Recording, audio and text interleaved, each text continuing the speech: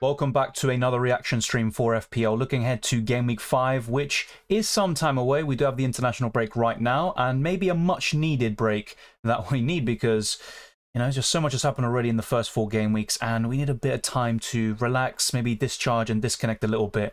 And yeah, recharge your batteries, you could say. I'm going to go for every single question and comment posed here today, so make sure to let your thoughts be known. There is so much to talk about. I made 3 transfers in Game Week 4, and 2 of them were pretty decent. I brought in Mbumo and Maddison, and the likes of Mitoma and Martinelli, who I sold. Both got assists, but the main issue I had was selling Rashford for Sterling for a hit. I knew it was risky, and of course there is still time for it to pay off, but so far it has been a disaster, and it was a 9-point swing, if I'm not mistaken, with a 5-point difference between the 2 players and also a -4 hit. So that wasn't pretty good, and my overall rank has gone down from around 300,000 all the way down to 1.1 million. So this is the worst game week so far this season. Haaland was the one carrying my team, and apart from that, returns from Mbumo, Maddison, and that's pretty much it. An assist by Saka, but also yellow card. He missed a sitter, so it wasn't a great game week by any stretch of the imagination, but I'm still quite happy with this team going forwards. There is, you know, you never know, could use the wild card at some point very soon, but as things stand, I think I'm fairly happy with how things are going. Of course, it could be better, and I have made mistakes already. Welcome, Sanjay. If I'm not mistaken, I think you're the one who did that game of, you know, spell a country with every single letter of Bruno Fernandes's name. I'm ready now if you are ready to do that again. I won't be as bad as last time, that's for sure. Welcome to Official Kyle, Spurs fan in the building. I bought Højlund and Son. Of course, with Heung-min Son, hat-trick against Burnley. He loves to play against them, if you remember his solo goal against them a few years ago. And as for Højlund, he looked like a physical presence. He had a great battle of Gabriel, and I think there's a lot to come from him. He might not score 20-plus goals, but what I am expecting is around 10 to 15, and I think he'll connect very well with Bruno Fernandes and Rashford, and he'll make Man United a better attack overall. I will captain Son, Game Week 5. That's actually a really good segue, Official Kyle. Let's go straight into that. So there's actually a really good tweet by the FPL website, and it says the curse of the most transferred in player continues. So in Game Week 2, Chua, the most transferred in player, got 1 pointer. In Game Week 3, it was Mbumo getting 2 points. And in Game Week 4, Sterling with a 2-pointer. Heung-min Son is currently the most transferred in player for Game Week 5. Now, having said all that, I think Son breaks the curse, and I think he'll do very well. But it's worth mentioning, you know, it's quite interesting, and maybe we shouldn't be too reactionary. I definitely was with Sterling, I admit that. I also wanted to play with the fixtures, and he liked some of the opponents he played, like Nottingham Forest just now, and he's got Bournemouth up next. But so far, the Sterling transfer isn't looking great. I would be more open to Heung-min Son, but we will be talking about this very soon in terms of Son versus Maddison. I still have a clear preference there, and my mind hasn't changed, but I actually talked about Son in the deadline stream. I said if you have Son, definitely hold on to him, don't sell him, despite him not fulfilling his 9 million price tag. I think he played very well against Bournemouth. He just didn't get the attacking returns. I still wouldn't go for Son over Maddison, though. A bit of a spoiler alert, and we'll talk more about that later on. But I just wanted to make a point of this because it was a good tweet by the FPL website, and I also like some of the jinxing they've been doing with assets such as Pickford. So welcome to Official Guy as well. I've got 78 points, really good score this week, and depending on what rank you were, that could have been a green arrow, I think. Milner says, yo, Dylan, good to see you here once again. Arda says, start Turner or Sanchez. Really good question. I have to say that's very close. I don't think Chelsea keep a clean sheet against Bournemouth, and I said this for the Forest game too. I'd probably go for Turner. That's my initial feeling on it. I'm not that sure about Nottingham Forest keeping a clean sheet either, but I would back Turner a little bit more. Official Cast says I should have captained Erling Haaland. Yeah, there was this thing about Paulinho. He didn't go to Bayern Munich, but the deal fell through, and he wasn't in the squad against Man City. A massive blow for Fulham. And even with Paulinho, I think they lose by 2 or 3 at the very least, and it was just a demolition. I don't think City played particularly well, but they don't need to win most games in the Premier League. Singh says, hello all, Anana is pissing me off now. Irritated my Watkins to Jackson as a second free transfer. I think the most worrying thing about Anana is the fact that Man United have so many injuries at the back. Apparently, according to a reliable Argentinian journalist, Lisandro Martinez isn't injured, so that's great news for Man United. But the likes of Varane, Luke Shaw, potentially Lindelof as well, all injured, and United don't look good defensively at all. In every single game, they leak chances, and I think Brighton will score past them. Probably at least 2 goals based on the performances so far this season. And then you look at Burnley away, that looks much better for United. There's some good fixtures afterwards, but Onana suddenly looks like a weak link in our teams. And Watkins to Jackson as the second free transfer. To be fair though, at least Watkins didn't do anything. I was very surprised by that game. I thought Aston Villa would have more to offer and both teams would score. I was wrong about that. And Liverpool were very impressive. And at the moment, they look like one of the favourites to finish second or third alongside Arsenal. So things are looking good for Liverpool. Neil says 71 points, good score as well. It might be a red arrow in certain ranks, but it's still a decent score, all things considered, and its damage limitation. At least Marcus Rashford got me a goal. Yeah, I mean, if you look at last season, scored in both games against Arsenal, and I had a feeling, going into the game, someone asked, who do you think is going to score first? And I said Rashford, especially because I sold him, but, it was always going to be a risk. I made a bad decision selling him, and I'm still quite happy to go for other options because I'm not a big fan of double United attack. But really good for you that you got the Rashford goal. Or get Big Angie, come on you Spurs. Yeah, I have to say Postecoglou's been very impressive so far. And I think Spurs play very attractive football. Now, it's early days. I think Conte also had a very good start and things went downhill. And I have seen some expected goals figures. And of course, XG isn't everything. Football's played on grass, not based on stats. But there is a degree of overperformance, I think, with Spurs. And I think there will be a kind of rough period, maybe coming up very soon with Arsenal and Liverpool very soon after the international break. But I think Spurs are in good hands and they have a good chance of finishing in the top 4.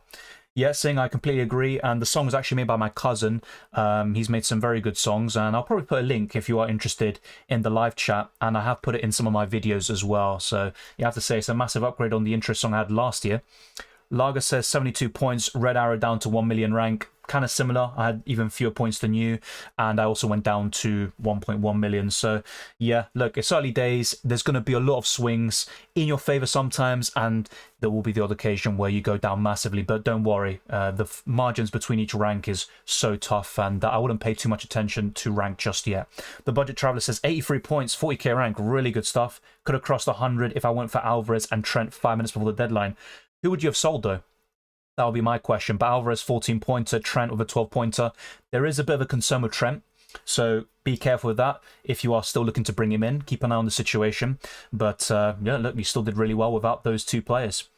Triple captain Haaland and 104 points. I'm chuffed. Really good stuff. I saw some people ask me about the triple captaincy, and it's a bit similar to the Sheffield United game the week before. I was more open to it against Fulham, but I still wasn't entirely convinced that he'd score the hat-trick like he did. And look, fair play to those of you who went for it. And look, sometimes you don't need to just go for double game weeks, and it just shows there's not one wrong or right way of playing FPL.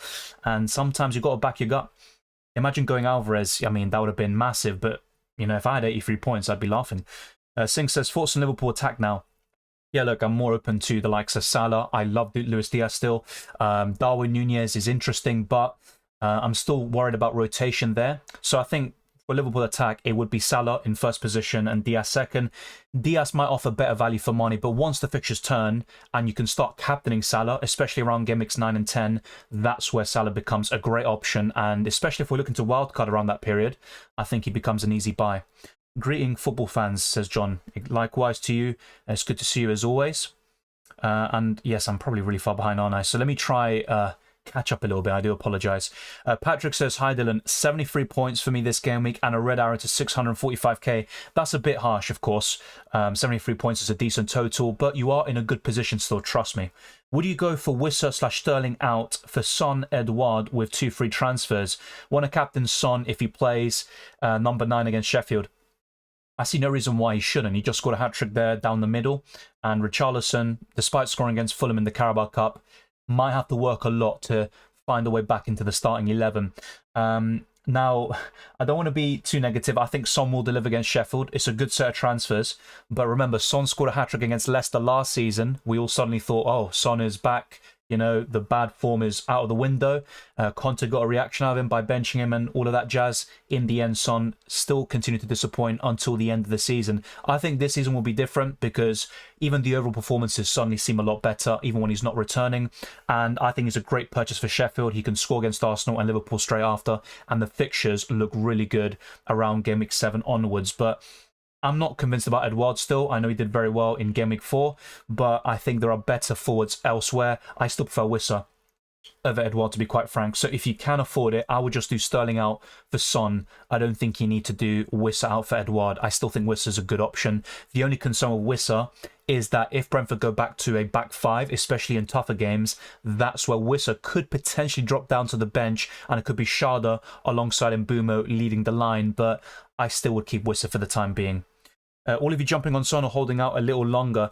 In my personal case, I could only get Son if I sell Bruno Fernandes or Saka, and I'm not sure if that's worth it. If it was Sterling out for Son, I'd be quite open to that move. I know that seems a bit stupid because I just brought in Sterling for a hit, but I might start taking a few one-week punts with these midfielders and going for, transfers like that. But I don't think I will be going for Son at the moment. Things, of course, could change. No matter what you do, don't make early transfers. We've got the international break and a lot could happen from now until the deadline, and you could even potentially force yourself into a wild card, and that isn't ideal. Son Game Week 8 potentially, or even Game Week 7, and despite those tough fixtures coming up like Arsenal and Liverpool, I think you can do something, especially the way Arsenal defend at the Emirates. I think Son will probably score.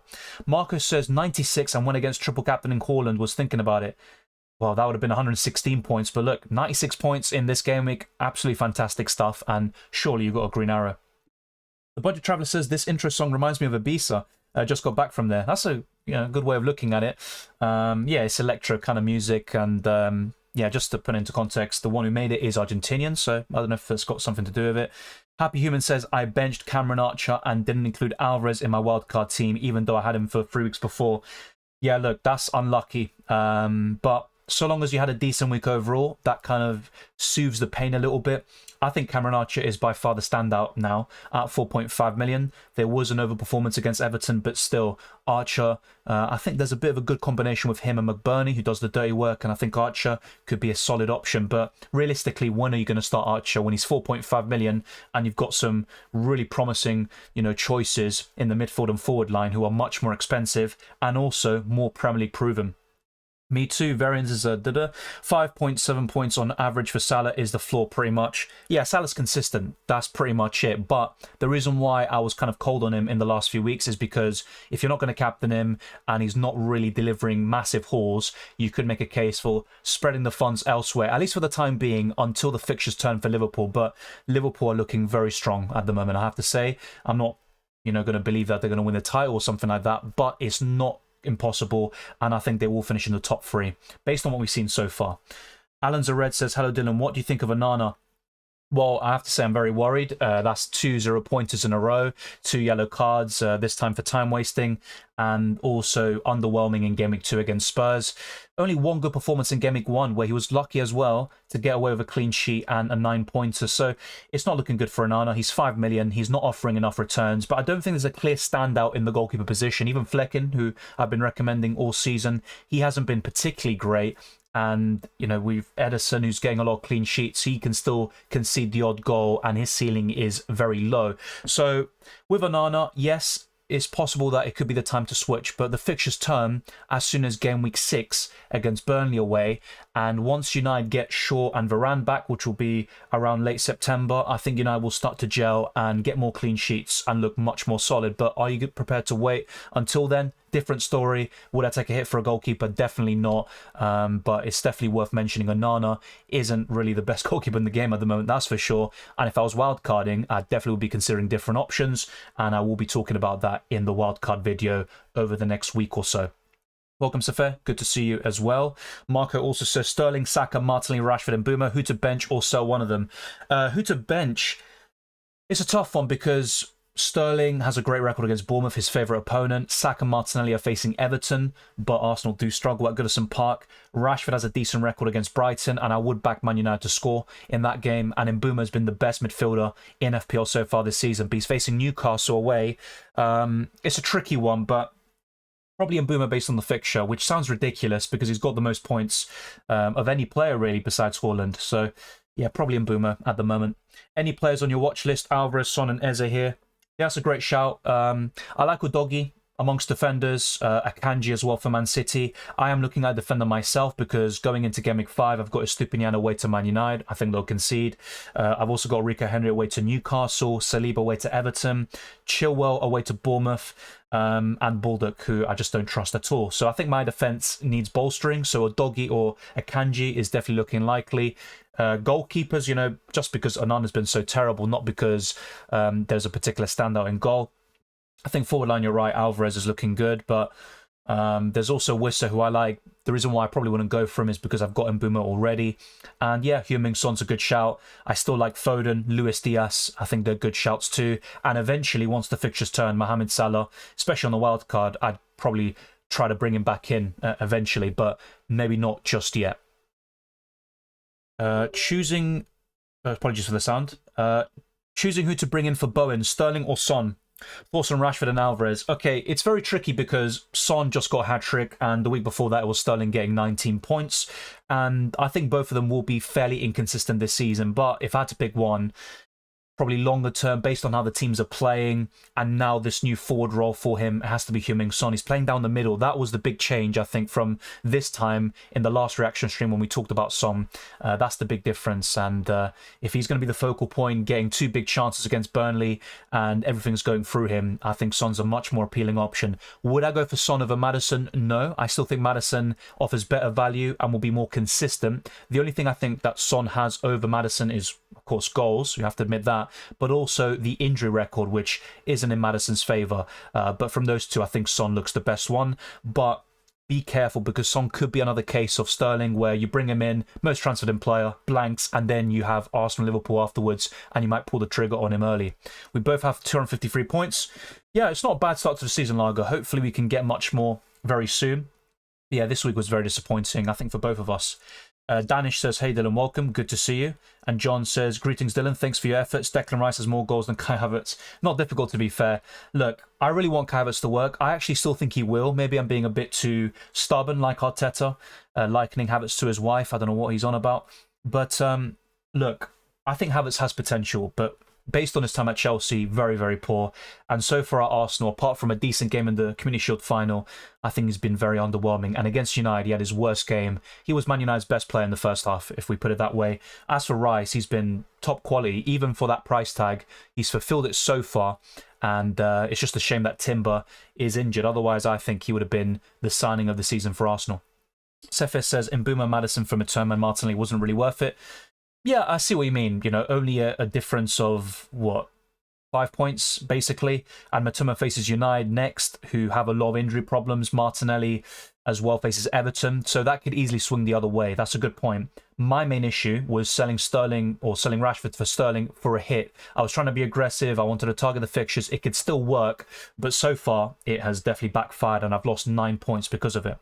Marcus says, case of playing last week's game instead of playing next game week. I think I did with Sterling, I do admit that. But with Mbeumo, Maddison, I've been very bullish on them for a long time, since game weeks 1 and 2.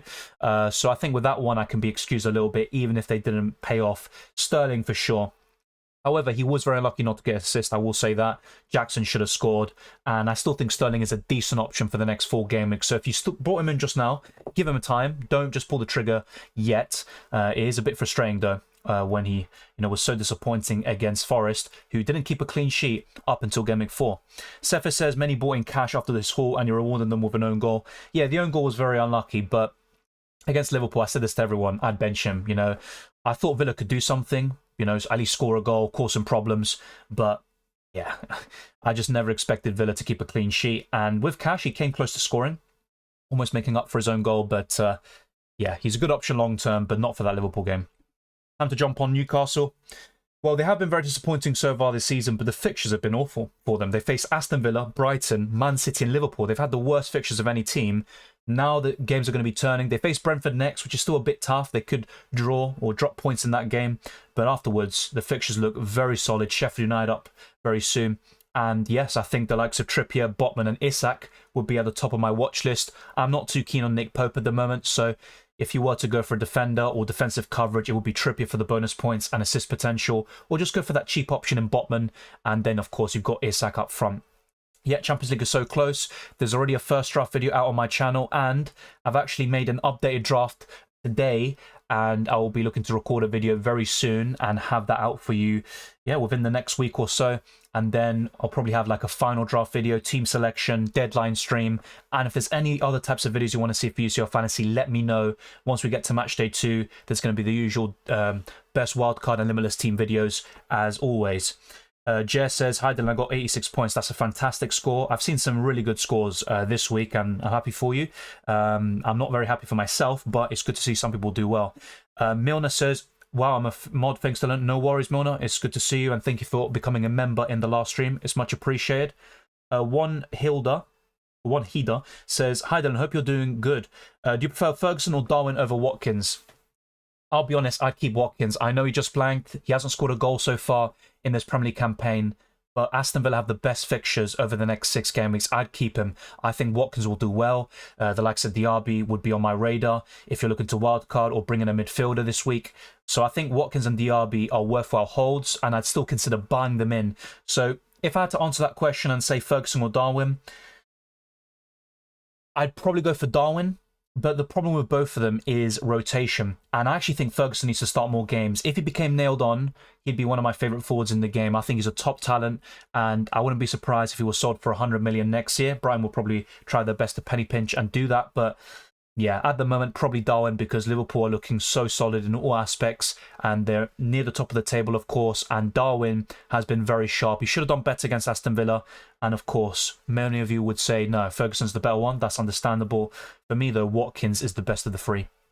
Yeah, Sterling so far has been a big disappointment. Not for those that had him in Game Week 3. You know, you can be a bit patient with him. He delivered a big return already. But yeah, I think I made a mistake there bringing in Sterling. Of course, it's very early on, and I need to give him more time. But it was just a very aggressive and reactionary transfer. Sefe says, I regret not going for Alvarez. Owning Foden already made me question bringing him in.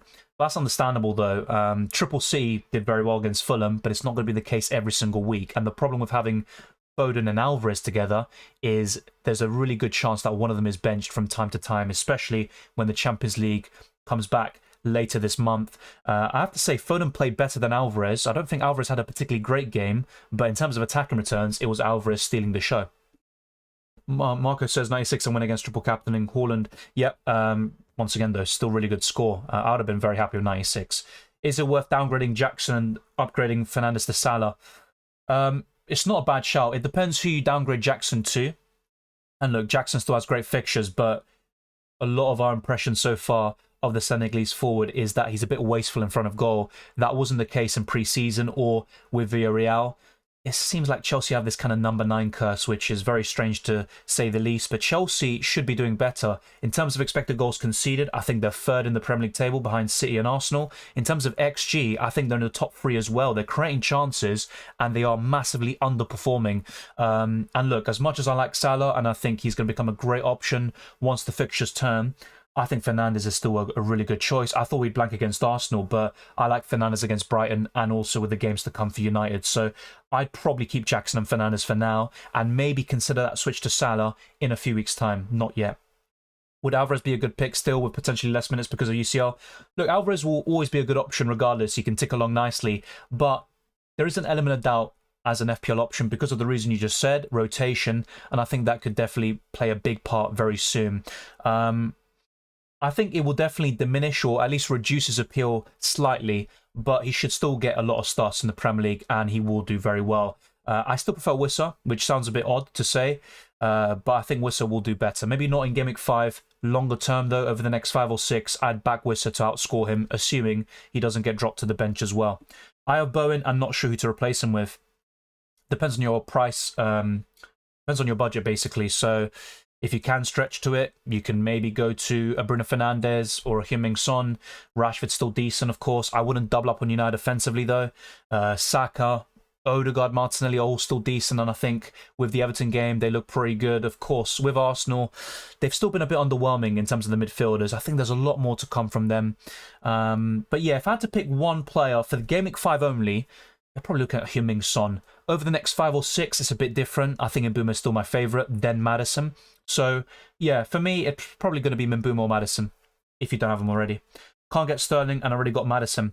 Yeah, so I think Mbeumo's pretty solid. The problem is he's facing Newcastle away, so in terms of timing, it's not the best to, buy Mbeumo ahead of that fixture, but he can still do well, especially considering how Newcastle are defending recently. Got 72 points, 76 minus 4. Good stuff. Hopefully you got a green arrow. And yeah, we've got the international break now to reflect, reconsider, recharge your batteries, and do much better in Gameweek 5. Leonardo says, hey Dylan, got my points with Odegaard and Mbeumo, but Rashford to Sterling minus 4 cost me. I did the same move, and that was the one transfer I was heavily debating. I was very settled on buying Mbeumo Maddison, but Rashford to Sterling, that was one I was just so kind of mixed about. And the reason why I went for Sterling is because he played well against West Ham, had that 19 point against Luton Town, great record against Nottingham Forest, scored in both games last season. He's also facing Bournemouth in Gameweek 5, his favourite opponent, and the fixtures for Chelsea are better over the next 5. And unfortunately, it hasn't paid off so far, and the swing was of 9 points with the minus 4 and the 5 point difference between the two. Let's see what else we have. But yeah, well, the chat is a bit busier than I expected, I won't lie to you. So if, you're kind of thinking, mate, I put this question like 10 minutes ago, you still haven't answered, I apologize. I'm trying to get through every single question, and there's also a few different screens to go through. Who should I start, Jackson or Højlund? As impressed as I was by Højlund and his cameo, I would go for Jackson. I think long-term, I think Højlund could be a really good asset. But Jackson, I think he's got a better fixture, and Jackson, look, with the numbers he's producing in terms of XG, he's getting into the right positions. I think the returns will come eventually. Would I buy him? Not necessarily, but if I had him, I would start him over most players. 123k rank, really good stuff. Hopefully you can maintain that and push above and maybe get into the top 100k. That's a really good rank to be in at this stage of the season. Got 80 points. Really good to see a lot of you getting 70 plus points and also being a very good rank. And of course, it's early days, but hopefully you can use this platform to keep on building. Singh says, thoughts on Colwill to Botman in the coming weeks? I think that's a good move. Despite the fixtures for Chelsea, I don't see many clean sheets. Even against Forest, I said it. I don't see Chelsea keeping a clean sheet. I thought Chelsea would win, but like 2-1. I think Colwill is definitely worth selling. And Botman, buying him in ahead of those fixtures is a good call. Despite Onana's good fixtures, the defensive injuries worry me. That's completely understandable. I'm in the same boat as you. Because I'm not a big fan of making goalkeeper transfers, I'm probably going to wait on it. I think I've got bigger fish to fry, particularly in the midfield and defence. I think my defence is a bit short in Gameweek 5 in terms of fixtures, so I might look to bolster that position instead, go for a Botman or Doggy or a Nakanji, for example. So yeah, with Onana, I'm also very concerned, but I think the clean sheets will come, oddly enough. Mandip says, hey mate, when would be the best time to wildcard?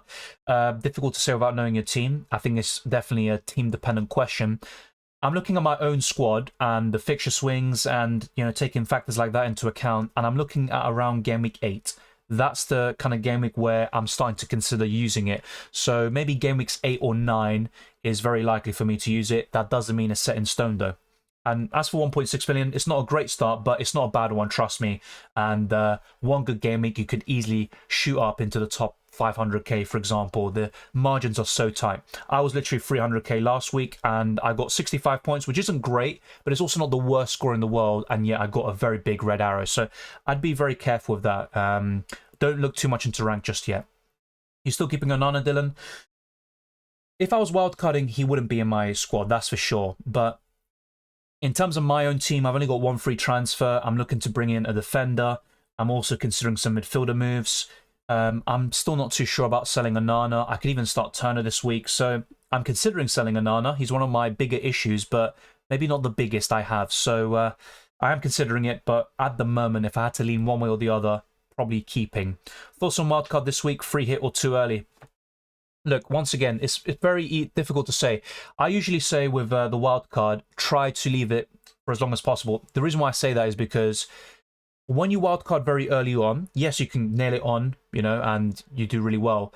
But with only a few weeks worth of data and also time to make your own observations, you're going to get some decisions wrong. Like, for example, if you wildcarded last week, you probably brought in Sterling, and whilst he could still come good, moves like that could be very frustrating. Then you see Chelsea on a week weekly basis, struggling to score goals, converting them. You've got Jackson missing chances, and Sterling himself can be very inconsistent. And all of a sudden, you start to regret using the wild card or certain moves you made on that wild card. And look, I'm not saying you're going to get the wild card wrong, but if possible, I would hold out a little bit more. You know, once we have more data and more time to make some informed opinions and go for the best options possible in each positions. And also, we've got some very big fixture swings coming very soon.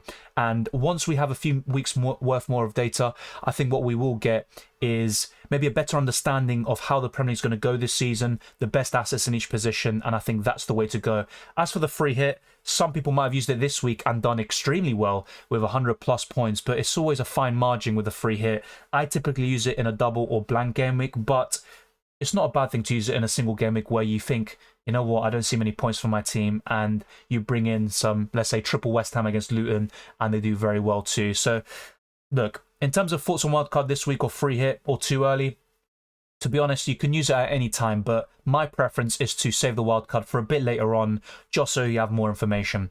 Thank you, Potter. I appreciate it. You do a great job. Would you drop Jackson or Matoma next game week? Got 84, have Foden, Alvarez, and Haaland. Oh, sorry, you said Mbeumo, right?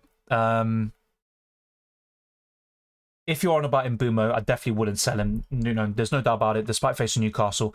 As for Matoma, he's facing Man United, and with the injuries they have at the moment, I wouldn't sell any Brighton attacker against them, unless you have concerns about them starting the game or not. As for Jackson, would I drop him? If I had him, I'd keep for the next few weeks, but he is very frustrating, and it is becoming a big issue. I have to say that. I do prefer Wissa. Alvarez is also becoming a really good option this season. So those two definitely look better, and they are worthwhile switches. Even Ollie Watkins, despite his underperformance, I think he's another great option as well up front with those fixtures. So yeah, Jackson to one of those free forwards, don't mind that at all. But I still think Jackson has the fixtures. He's got the underlying numbers to become a really good asset. It's just the finishing that needs to click. Who should I play? Estupinian or Gvardiol? I'd probably go for Gvardiol. I think he'll start, and I would back Man City for the clean sheet. Why is your rank low? Good question. Probably because it was quite a high-scoring week. I think the average was 72. I also took a hit, got rid of Rashford for Sterling. I think that was a big difference maker. I would have still got a red arrow, I think, but it would have been much better. My rank would have been in a much better place if I hadn't have made that move, a 9-point swing. So I think that was the key reason. Selling Rashford to Sterling for a hit, that was a bad decision. And yeah, it was just a really high scoring week because Haaland scored a hat-trick. Starting the season with Gabriel instead of Saliba has still cost me the most, but this is a marathon, not a sprint. Yeah, and I don't like that kind of element where if you've got access to the leaks, if you saw it in time, you benefited from that. I'll be completely honest with you. I didn't see the leaks, but I just had a feeling, like kind of just a gut feeling to go for Saliba, just because of bonus points and because up until March, when Saliba was fit last season, he was actually matching and outscoring Gabriel by that stage. So I had no idea Gabriel would be benched. Afterwards, I found out, and then the deadline passed. I was lucky, and all of those that had access to the information also lucky as well. But that's the way it goes. As you say, there's a long way to go. Let's Talk Vinyl says, hi Dylan, 72 points, red arrow down to 52k. Wildcard active, fancy a shift up. 52k is a fantastic rank to be in, though, to be fair. Hopefully the wildcard works for you. Definitely, the good thing about wildcarding now in the international break is that you've got more time to reflect on your choices, and you can also prepare for any injuries you may get. So, yeah, it's a good time to wildcard, maybe get a bit of value as well stocked up, and hopefully you keep on pushing. 52k, I'm telling you, at this stage is great to be. Thoughts on Alisson instead of Onana? Well, the thing with Alisson is he's got a high ceiling. With Liverpool, I'm not too sure about clean sheets over the next few game weeks. Against Wolves, probably, that's a good chance. Then West Ham and Spurs, I'm not too sure there. But look, with Alisson, he's going to get save points. He's probably going to be in the top 2 or 3 highest scoring goalkeepers this season. It's not a bad shout at all. And in a way, you do cover Trent Alexander-Arnold. So I don't mind that. Diaby to Martinelli. I'm guessing it's the other way round. I'd be very open to getting Diaby. Despite blanking last week, I think he's a great option to buy at this moment in time. What to do with Rashford and Bruno? My point still stands. I'd personally look to have one and sell probably Rashford. I think Bruno's still been more impressive. I think he made 4 key passes against Arsenal. His underlying numbers are terrific, and he's on penalties. And my early season prediction was for Bruno to outscore Rashford. Thoughts on Salah? Look, he's going to tick along nicely. He's one of the most consistent FPL options. You know, that's always been said about him. But I'm not sure if I'd buy him just yet, just because the fixtures aren't great and you might not look to captain him. But once the fixtures turn, I think he's an easy buy at that stage. Music I like says Amigo, Sterling or Odegaard out for Son or keep. Odegaard's got a great record against Everton, and Sterling likewise has a great record against Bournemouth. Really tricky one. Arsenal better attack than Chelsea, but in terms of underlying numbers, Chelsea have created more than Arsenal. Their XG is higher, and it's a degree of underperformance there from Chelsea. Jackson is a main culprit too. It's a really tricky one. When I also look at the fixtures, yeah, I think I'd still prefer Sterling. Not by much. I still think Odegaard outscores him by the end of the season, but for the next 5 game weeks, I'd prefer Sterling. What made you take a -4 hit? I discussed this before. I think it was reactionary. That's obviously to do with it.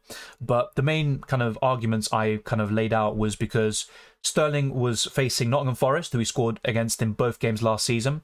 He also faces Bournemouth now, his favourite opponent. Chelsea had really good fixtures for the next 5 game weeks, whilst Man United had very mixed bag fixtures.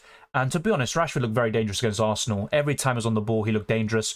But I still think the goal he scored, which is obviously really good from him, it came from Arsenal switching off, gifting them a goal. And that's my main issue of Arsenal. So I probably should have foreseen that, not made the move. But yeah, it was mainly down to Sterling with the fixtures and also his record against certain teams that he's facing, and also with Nottingham Forest, who he played just now. 86 -4, thinking of bringing in Ferguson for the next 2 game weeks, worth a punt. Yeah, he is worth a punt. The problem with Ferguson is rotation, and he deserves a consistent run of starts. And my main issue is once the Europa League comes into play in 2 weeks' time, I think Ferguson could be rotated quite heavily, and the same goes for most Brighton assets. Do you think Wissa to Alvarez is good, but then I have to bench one of Bruno or Mbeumo? To be fair, benching one of Bruno and Mbeumo isn't the worst this week. If I had to bench one, it would be Mbeumo. As for Wissa to Alvarez, it's a tricky one. I still prefer Wissa over the next 5, assuming that Wissa keeps his spot. So my answer would be no. Well, that's wrong, because I don't think it's a bad transfer. It is a good transfer, but I wouldn't do it. Let's put it that way. Wissa to Nunez and Archer to Alvarez. Yeah, looks good. Just bear in mind, if you've got 5 midfielders and 3 forwards, you're going to have to bench one of those attackers every single week. And I still prefer Wissa over Nunez, if I'm being honest. Welcome, Akash. Good to see you. Is Awani still a good option after they bought Origi? Definitely. You know, Awani scored in... well, he's actually returned in 8 consecutive games. I think he scored in 7 consecutive games, assisted against Chelsea. He's just a presence. He scored against Chelsea last season at the Stamford Bridge. He got an assist this season. Scored against Arsenal in back-to-back games. Scored against Man United. Scored against Liverpool. I think he's fixture-proof. He's cheap. And I think Forest have some decent players. Awani is a threat all the time. So I still think he's a good option. Who to captain besides Haaland next week? Yeah, I think Maddison and Son would be right up there. Son playing down the middle is very appealing, I will be honest. But with Maddison, everything goes through him. And I think Maddison's a better option than Son long term. But for this week specifically, yeah, Son maybe second, Maddison third. I think Arsenal attacker could still be good, which is a bit tricky because Arsenal always struggle at Goodison Park. But surely this is the time for them to break that duck and finally get a win there. But I would put a name, you know, one of their names under the hat, like Saka or Odegaard, even Martinelli. And actually, Everton concedes so many chances down their right flank, which is where Martinelli operates. Vicario and Flecken, best goalkeeper rotation. Yeah, Vicario's been really impressive so far. I wouldn't buy him in now, though, because he faces Arsenal and Liverpool. I think Spurs will concede in those games. I'd rather buy Unadogi, who you can rotate. And I know you're saying, you know, Vicario and Flecken rotate well. There's a lot of money involved, but still... I'm just not too sure because it is a lot of money and Vicario's fixtures aren't great. I would expect Spurs to start conceding more goals and start dropping some points. So I'm not too sure about Vicario at the moment. Klopp is so underrated as a tactician. The Newcastle changing tactics, moulding McAllister as a 6 genius. Yeah, I think with Klopp, he might not be as tactically astute as Pep Guardiola, but he is obviously one of the best managers in the world. He was once considered the best around 2019. So, yeah, he's evolving very well. Liverpool are unbeaten for a very long time, since Gameweek 30 in FPL, well, last season. So, what, they might have drawn against Chelsea and Arsenal. And yeah, literally City was the last defeat for Liverpool back in April or something like that. So yeah, Klopp is doing a really good job. I think Liverpool finished second or third. So things are looking good. No, wildcard isn't active for me. I won't lie to you. It's a distinct possibility. I would maybe consider playing it, but at this moment in time, I'm quite happy to hold off and have more information in a few weeks' time. Welcome, Daily42. Good to see you. Yusuf says, hi Dylan, I knee-jerked and brought in Jesus for Antonio and Son for Foden for a -4. Yeah, you can't justify captaining Son, but yeah, as you say, it is knee-jerk. I think Jesus looked great when he came on, which was actually the complete opposite to the Fulham game, where he came on, looked very leggy, you know, very rusty. I think that 1 week's worth of training since then, you know, did the world of good for him, and he looked absolutely fantastic and electrifying against United. Can he sustain that for a full 90 minutes? Maybe not, but there's an international break now, and he's got plenty of time to build that fitness back up. Yeah, I think Antonio out is a good transfer. Jesus should do well, but I still think there are better forwards elsewhere, like Wissa, Alvarez. Even Jackson and Nunez, I think, could be better. But yeah, Jesus, he's got the potential. It's not a bad transfer. And as for Son for Foden, tricky one, I have to say. It's a tricky one. I think this week Son will outscore him.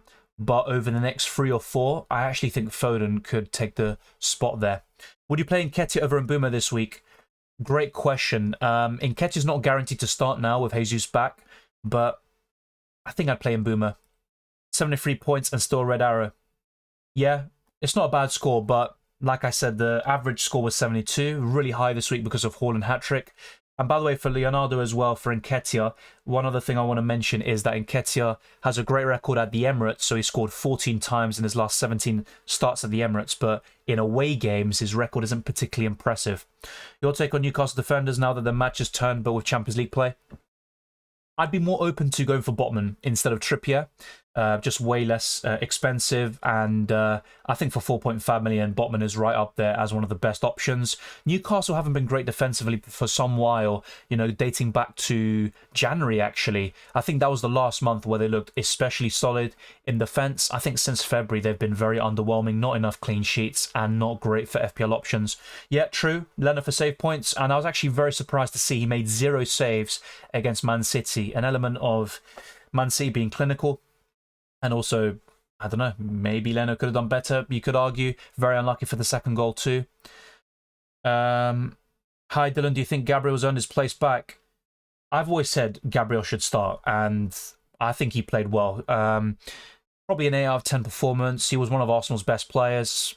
Probably up there with Declan Rice for man of the match.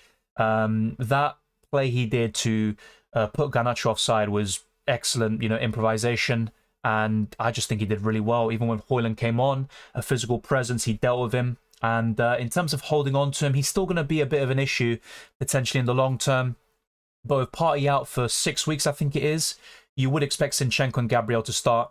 And yeah, for the time being, he's not too bad. The problem is, against Everton away, yes, on paper looks like a clean sheet, but then it's Tottenham at home, Man City at home 2 game weeks after. So the fixtures aren't particularly great for Arsenal, but I think there might be bigger fish to fry in your case. Should I transfer out Johnston this game week or wait until he is benched, says Ta. Well, with Johnston, he should still start. Roy Hodgson said that it should take a few more weeks before Dean Henderson starts competing for the #1 spot. But yeah, ideally you wouldn't want to wait until he's benched. If you've got a Turner or Areola as your backup, it's not the worst case in the world. The problem is Areola faces Man City this week.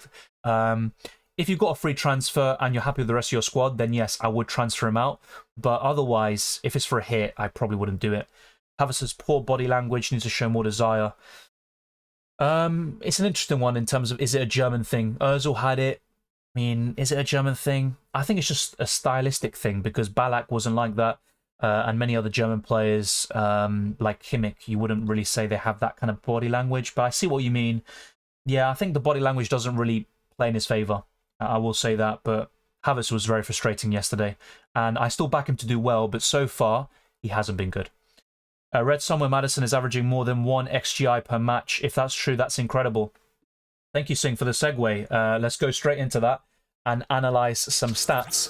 And we're going to compare Maddison to Heung-min Son. So over the course of the season, 4 games so far, Maddison with 2 goals and 2 assists. his XG is 2.05, and his expected assists is 1.46. So it is very solid. It is under 4. So I'm not sure if that stat is particularly true, but roughly it's kind of matching that. Almost 1 XGI per match. 2 big chances created, the same as Heung-min Son. But there is a key difference now. For the first 3 game weeks, I think Maddison was much better in terms of underlying numbers than Heung-min Son. But if you look at the shift, since Heung-min Son moved to the forward line against Burnley, I mean, you can see the results here on screen. Maddison's still kind of keeping up, same expected assists, also a good XG, but Heung-min Son is better in pretty much all of these metrics, apart from shots on target. And in terms of big chances, 2 there for Son, 0 for Maddison, both of them with 1 key pass. And Son, I think, created 4 chances against Bournemouth in Game Week 3, but down the middle, he's the one who's going to receive the big chances. So I have to say, I still prefer Maddison. Maybe I'm being a bit ignorant or bullish because I bought Maddison in. But I genuinely think Maddison is better value for money, and he will be more consistent over the course of the season. The main issue with the Englishman is his injury record, whilst Heung-min Son rarely gets those types of injuries. So it's tricky. I wouldn't even, be against a double up in Spurs attack, especially against Sheffield United at home. Just be careful because they do play Arsenal and Liverpool straight after. And whilst Tottenham will cause problems to those teams, I'm not too sure if I'd double up on their attack in both of those games. If I had to pick one, it's still Maddison for me, but Heung-min Son down the middle, I think it's just a really good FPL option potentially for the next 5, 6, potentially 7 game weeks. And he could be, at some point, a season keeper. But I would be a bit careful about Heung-min Son. It could be the new Raheem Sterling from last week, but I think he's going to do extremely well against Sheffield United and break that curse that we talked about earlier on in this video about the most transferred in player blanking in every single game week so far this season. Let me know your thoughts. Are you team James Maddison or Heung-min Son?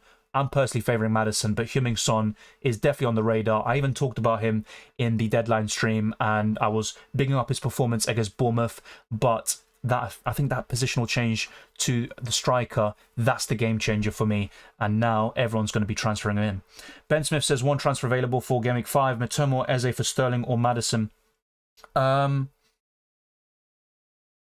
It's still Eze out for me. It sounds a bit crazy because his fixtures are better than Mitoma's, and Eze was really good, probably man of the match again against Wolves. And look, for me, Maddison's the one to buy. So it's up to you who you sell between Mitoma and Eze. Are you more of a fixtures or form person? But I'd probably keep Mitoma against United with so many injuries. He's also got Bournemouth very soon. So yeah, Eze to Maddison looks like the best transfer for me there, Ben.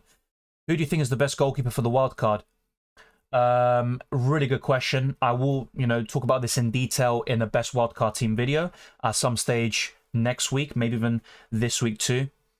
I've got to think about that, but I think some names we can throw into the hat are Flecken, Vicario, Alisson. They're looking like really solid options. I can't say Ramsdale because Arsenal just gift goals at the Emirates, and you've already got Saliba, who's a decent option in defence. But yeah, I think one of those options is probably the standout right now. I will give it more thought over the next week, prepare a wildcard draft, and then you will see my final answer. But those are 3 names that spring to mind immediately. Maybe I'll think of someone else as well. Jackson could drop in value tonight, potentially, but don't pay attention to price rises and falls.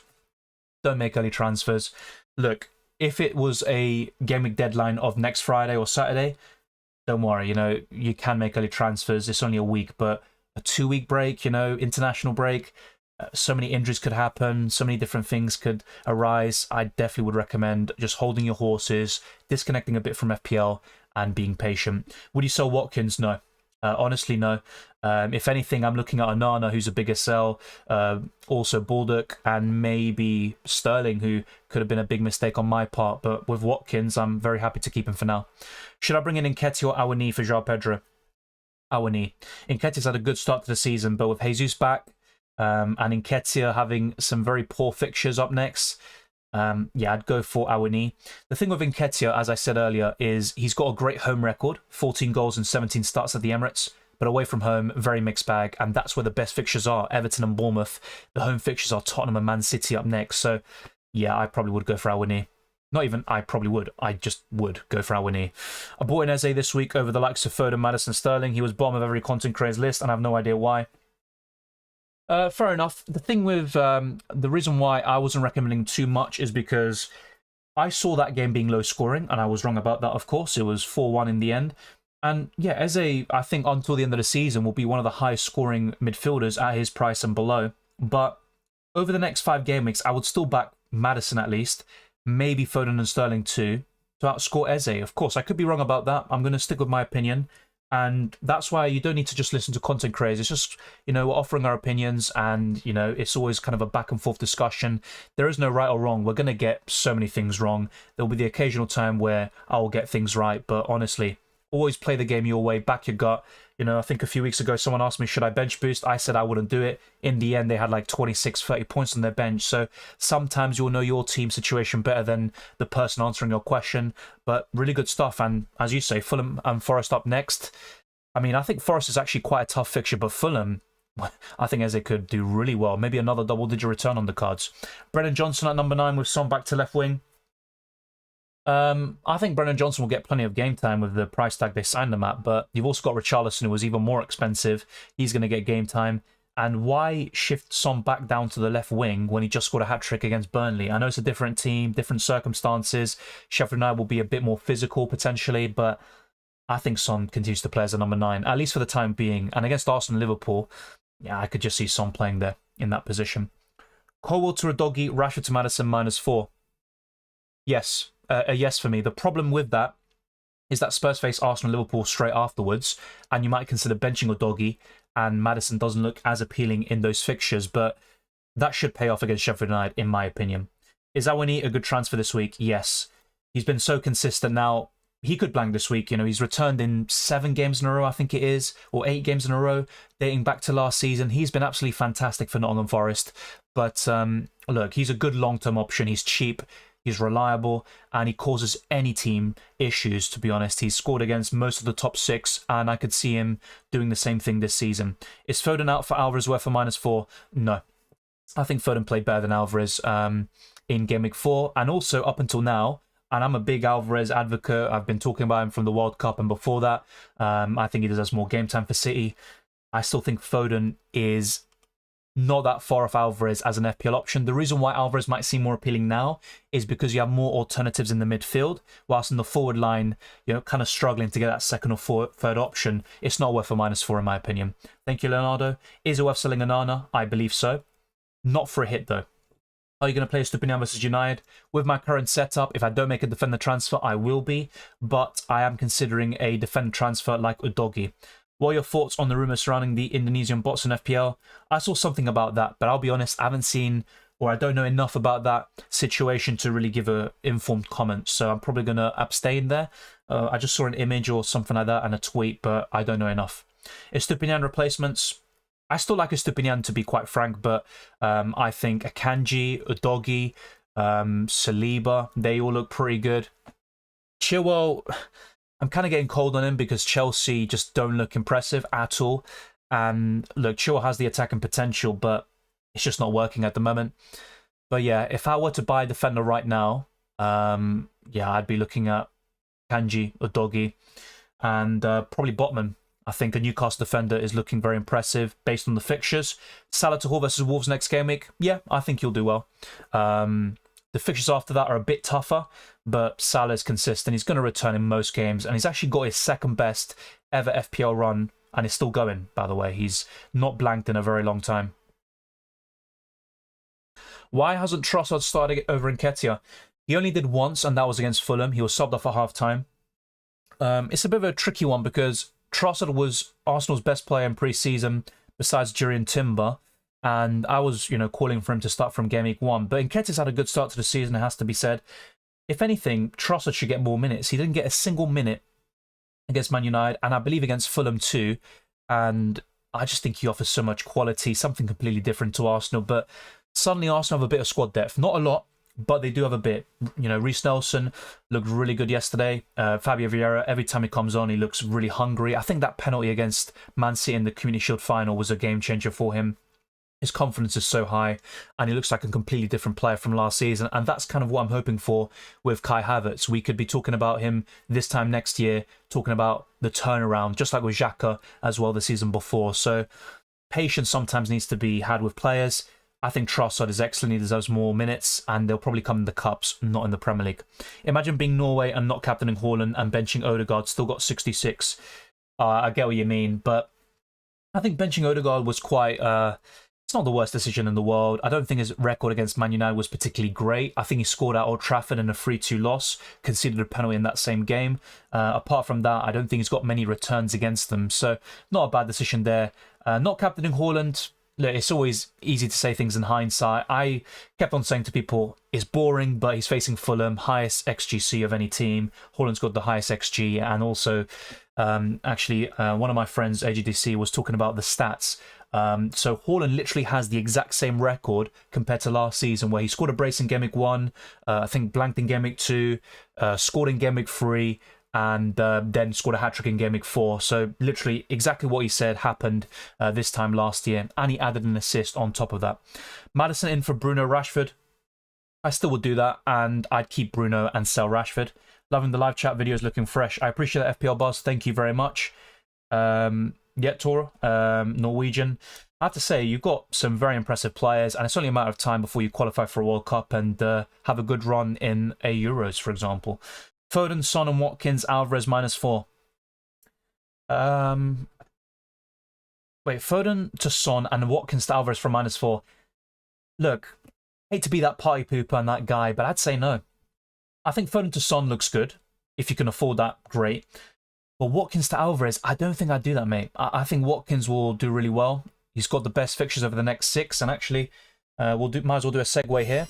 Let's go to the fixture ticker according to Fantasy Football Hub. So from game weeks 5 to 10, over the next 6 game weeks, Aston Villa are top of the FDR. Newcastle, Bournemouth, Liverpool and Fulham make up the rest of the top 5. You've got Man United and Arsenal around mid-table. And in terms of the bottom 5, we've got Sheffield United, Brighton, Burnley, Man City and Brentford. So yeah, some big fixture swings coming along. In terms of my own team selection, around game week 8, I think that's a good time to potentially wildcard for me with the amount of fixture swings for my 15-man squad. But yeah, with Watkins fixtures, Crystal Palace at home next, Chelsea away, I don't think that's a particularly difficult fixture. And then you look at the rest, that looks really good. You know, in game week 10, Luton Town at home. Yes, you might wildcard before then, so, you know, you're kind of thinking about things a bit shorter term. But in terms of fixtures, I think Aston Villa are better than Man City. And also, the Champions League is coming along very soon, and there could be rotation there. You could also point towards Aston Villa being in the Conference League, but I think Aston Villa can afford to rotate a bit more there compared to Man City in the Champions League. I have Chilwell, Gusto and Jackson. Should I go for Gusto to someone or Jackson to someone else to get Sterling? I definitely wouldn't do something like that where you sell Jackson to get Sterling. If anything, I would have maybe done that last week, but even then, if anything, if you're going off Jackson, go to Wissel, Alvarez, maybe even Awani. They're looking like the 3 best forwards in the game right now. And if you were going for a midfielder in Bumo, Maddison, maybe Son, a Man United midfielder, an Arsenal midfielder, they look like the best ones right now. Of course, we can't forget Salah, Luis Diaz, Foden. There are so many different options in the midfield, Eze, and it's all about finding that balance and that 5-man midfield that you're settled with, very happy to kind of roll on with up until maybe you wildcard. So yeah, I wouldn't do that. I wouldn't sell Jackson to get Sterling. Maddison is more involved in the game, but Son maybe scores more goals. Well, the thing is, if Son's going to play down the middle, he will inevitably score more goals than Maddison and any other Spurs player. But having said that, I'm still not too sure if I'd go for Son over Maddison. I'd personally go for the Englishman. Son over Liverpool asset in Game Week 8, long-term. Already planned my transfers and I already used my wildcard. Yeah, up until Game Week 8, that seems fine. And despite the difficult fixtures, I could see Son being the main beneficiary of such a system. If Tottenham play, you know, so offensively against Arsenal and Liverpool, they could get destroyed. But I think they will be a bit smarter and they will kind of tune things down a little bit to be competitive in those games. And if they look to go for a bit of a counter-attacking system, Son down the middle will be perfect against those high lines of Arsenal and Liverpool.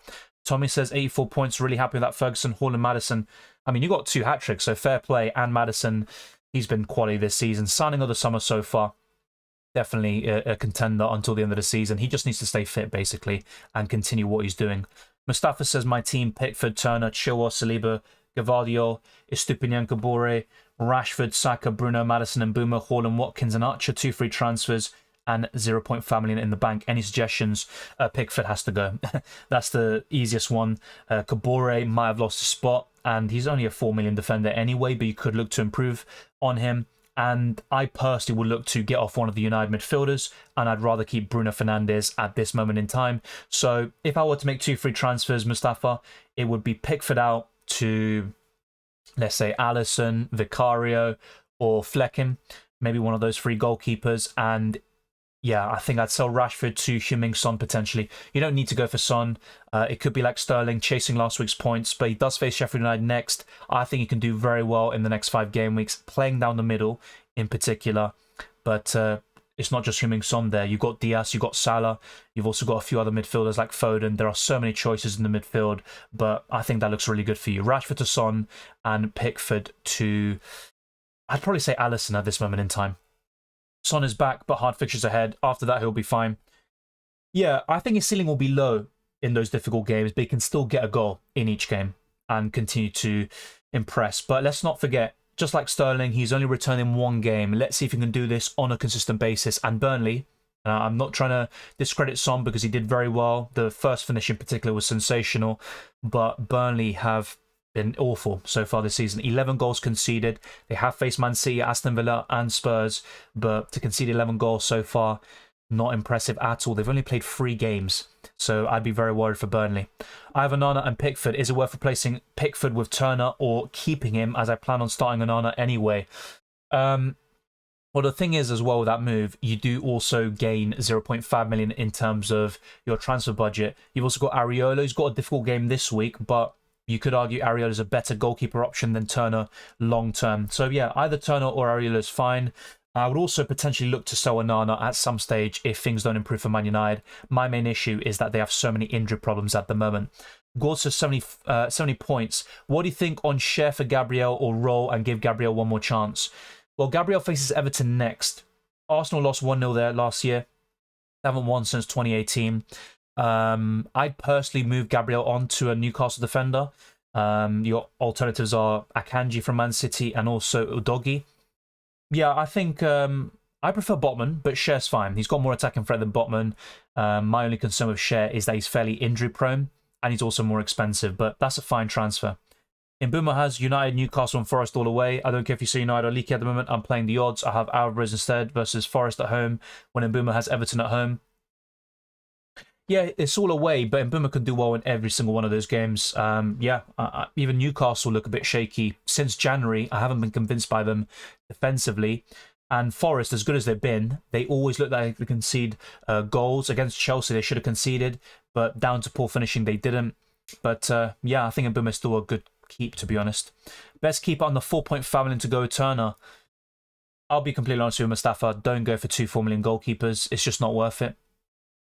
Try to have at least one kind of reliable 4.5 million or above option, like Flecken, Alisson, Onana once he, turns into a good option eventually. But I wouldn't have Areola and Turner. I just don't think it's worth it. So if you're looking for a goalkeeper and you want someone cheap, I'd go for Flecken. I definitely wouldn't go for a 4 million goalkeeper or someone below 4.5. Current drops might be impacted by the wildcarders too. I'm not too sure about this. I could be wrong, but I always saw that wildcard transfers don't impact price rises and falls. So I'm not too sure, but maybe you're right. Is 3-4-3 viable? Of course, it is viable.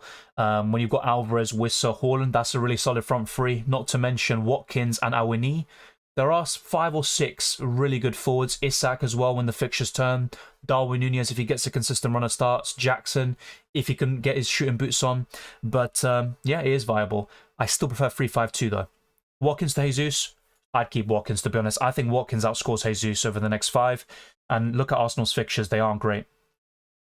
Let's see what else we have. Milner says the team is Flecken, Vicario, Trippier, Udogie, Chilwell, Baldock, Kabore, and Mbeumo, Sterling, Bruno, Saka, Maddison, Haaland, Wissa, Awani. Looking for defensive transfers and looking at Szoboszlai with these fixtures. That's fair enough. In terms of a defender transfer, I'd look at Akanji, I think. So Kabore or Baldock to Akanji looks pretty good if you've got the money in the bank there. What are your transfer thoughts this next week, Dylan? It's very early days, to be honest, Neil. I'll talk about this in the team selection video, and that could be completely different to what I'm saying now. Some moves I am considering is Udogi or Akanji in, and my plan originally from last week was to get a Man City defender for Baldock, so that could still happen. Apart from that, I'm happy with Watkins and Haaland at the moment. Onana is on the chopping block, to be fair, but I'll probably give him another week. I could just be reactionary once again and get Son in the midfield, play the fixtures that way, but I think defense is my main issue next week, and I need to either bolster Onana or my fifth defender in Baldock, and I think it will be Baldock making way, and Udogi and Akanji look like really good options for me. So yeah, even Botman, I don't mind him for a kind of longer term purchase, but I'm considering wildcarding around Game Week 8, could even be earlier, and that could play a part into my thinking as well. Is Edouard worth a transfer in? Mabama out, Edouard in to play in easier fixtures. Edouard's had a good start to the season, I won't lie to you, but I'm still not convinced. If I were to go for a Palace player, it would be Eze, and Edouard is just not someone I can trust to deliver on a consistent basis and score 10-15 Premier League goals. I'll be honest, I could be wrong about this. If you are feeling him, back your gut, go for it, but I just can't really bring myself to recommend them yet. How many games do you see Foden starting in the next 5? Because of the Champions League coming into play, I'd say 3 or 4. Tricky to say exactly which. I'd probably lean towards 4, but I'd be very surprised if he started every single one of the next 5 games. Saka or Odegaard? Saka. Colwill or Gusto to Udogi? Colwill. I'd rather keep Gusto. Alex says, is Sterling and Jackson worth keeping for now, or should I transfer them? They've still got great fixtures, but a double up in Chelsea attack, I'd look to probably move one of them on. And I'd rather get rid of Jackson, I think. So Jackson to Wissa, Alvarez or Awani looks like a really solid choice. Even someone like Watkins or Jesus also look pretty good. Watkins has some fantastic fixtures, as we covered around 10 minutes ago. So yeah, Jackson's the one I'd probably sell from those two, despite the fact he has better underlying numbers than Raheem Sterling. Who to transfer out, March or Baldock? Baldock. I think March could do really well against Man United. He's also maybe got a bone to pick with them after missing the penalty against them in the FA Cup semi-final last year. Is 3-5-2 or 3-4-3 the better option? I still prefer 3-5-2, but 3-4-3 is looking more enticing by the minute. Play Estupinian or Henry? Estupinian. Both tough away games. Currently thinking about playing Estupinian. I agree, especially with United's woes, but I would back United to score. Watkins to Awani? No, I'd keep Watkins. Sub now or on the deadline? Or dateline? Not sure what you mean there. If you're talking about early transfers, don't do it, basically. Would you play Turner over Onana in Game Week 5? At the moment, I am starting Turner. That doesn't mean I'm going to do it, but that's what I'm leaning towards. Don't know why so many people went against Salah. Well, you can't cover everyone. And so far, he's been good, but he hasn't been terrific. He hasn't got one double-digit return. And a lot of people without him are doing extremely well. You don't need him at this moment in time, but there will come a stage where he will feel almost essential. Went Sterling over Maddison. Think I made the wrong decision. It's early days, and my preference was Mbeumo, then Maddison, and then Sterling. I went for all 3, and I think selling Rashford to Sterling was a mistake, for a hit at least. But yeah, United still don't look convincing, and I still think Chelsea are just underperforming greatly. Seen someone say Salah will only get 10 goals this season. Yeah, that's just not true. He will get, I think, between 15 and... Nah, not even that. I think he's going to get between 18 and 24 goals and probably get 10 plus assists. He's going to be up there once again. If Pochettino decides to play a back four, Chilwell or Colwill could be benched. Possibly. I think Chilwell will still start the vast majority of games, but it's not looking good anyway with Chilwell. They're not keeping clean sheets. Chelsea are struggling offensively. And that Luton Town game, I said it back then, even though I brought Sterling in straight after that, it's Luton Town. It's one game, and Luton looked like a favourite to get relegated. So it's early days, of course. I think Chelsea could still come good. They have really good underlying numbers, but yeah, it's kind of tricky, I think, to make a case for holding on to these options. I think Chilwell's still a hold. Same with Sterling, but the likes of Jackson, Colwill, it's getting very tricky to defend them. I definitely wouldn't double up on Chelsea defensively. Let me put it that way. You like captaining Salah? Depends on the fixture. So let me put it into perspective. If I look at the fixtures here. So going into Game Week 5, Salah away to Wolves or Haaland away to West Ham. Of course, with West Ham's, what were they, third or fourth in the table, you'd probably back Salah with an easier fixture, but I think City will put West Ham to the sword, win 2-3-0. So Game Week 5 is close, but maybe I'd give Salah the edge there in Game Week 5. In Game Week 6, it's a bit trickier. No, it's not even tricky. Haaland facing Nottingham Forest at home. He's going to be the captain. Game Week 7, Salah's away to Tottenham. Haaland's away to Wolves. You go for Haaland again. The week after that, Liverpool away to Brighton and Man City away to Arsenal. Maybe you just look elsewhere entirely. But yeah, I think when you really start to look at Salah captain is Game Week 9. He faces Everton at home and then straight after that Nottingham Forest at home. That's where I'd go for Salah over Haaland captain, because in those weeks Haaland faces Brighton at home and Man United away. So that's where I could consider maybe wildcarding around that stage, bring Salah in and captain him. I completely agree with you. Even in Game Week 5, I'd consider Salah over Haaland captain, but in Game Week 6, 7, 8, I think it's Haaland. By the way, let's have a quick look at how we're doing. So we've got over 150 likes, sorry, over 150 people watching, so thank you very much. Let's try to get this stream to over 150 likes. That is going to be the goal. That'd be very much appreciated. Pushes us up in the algorithm. And we have been streaming for quite a while now. Yeah, for over an hour. Hasn't felt like it. I haven't been able to answer every single question. I do apologize, but I will try my best to get through everything. Milner says, who is a midfielder you would take a -4 for this week? Maybe not the best question to ask me because I got it wrong last week, but Heung-min Son, just for the Sheffield United fixture, also playing down the middle, he'd be up there. Not saying I would definitely do it, but he's one of the first names that popped to mind. I think Diaby as a long-term purchase. I also like, if I didn't have them, I think Maddison still, he's a really good long-term option. So Maddison, yeah, I think, yeah, probably Maddison, Son, and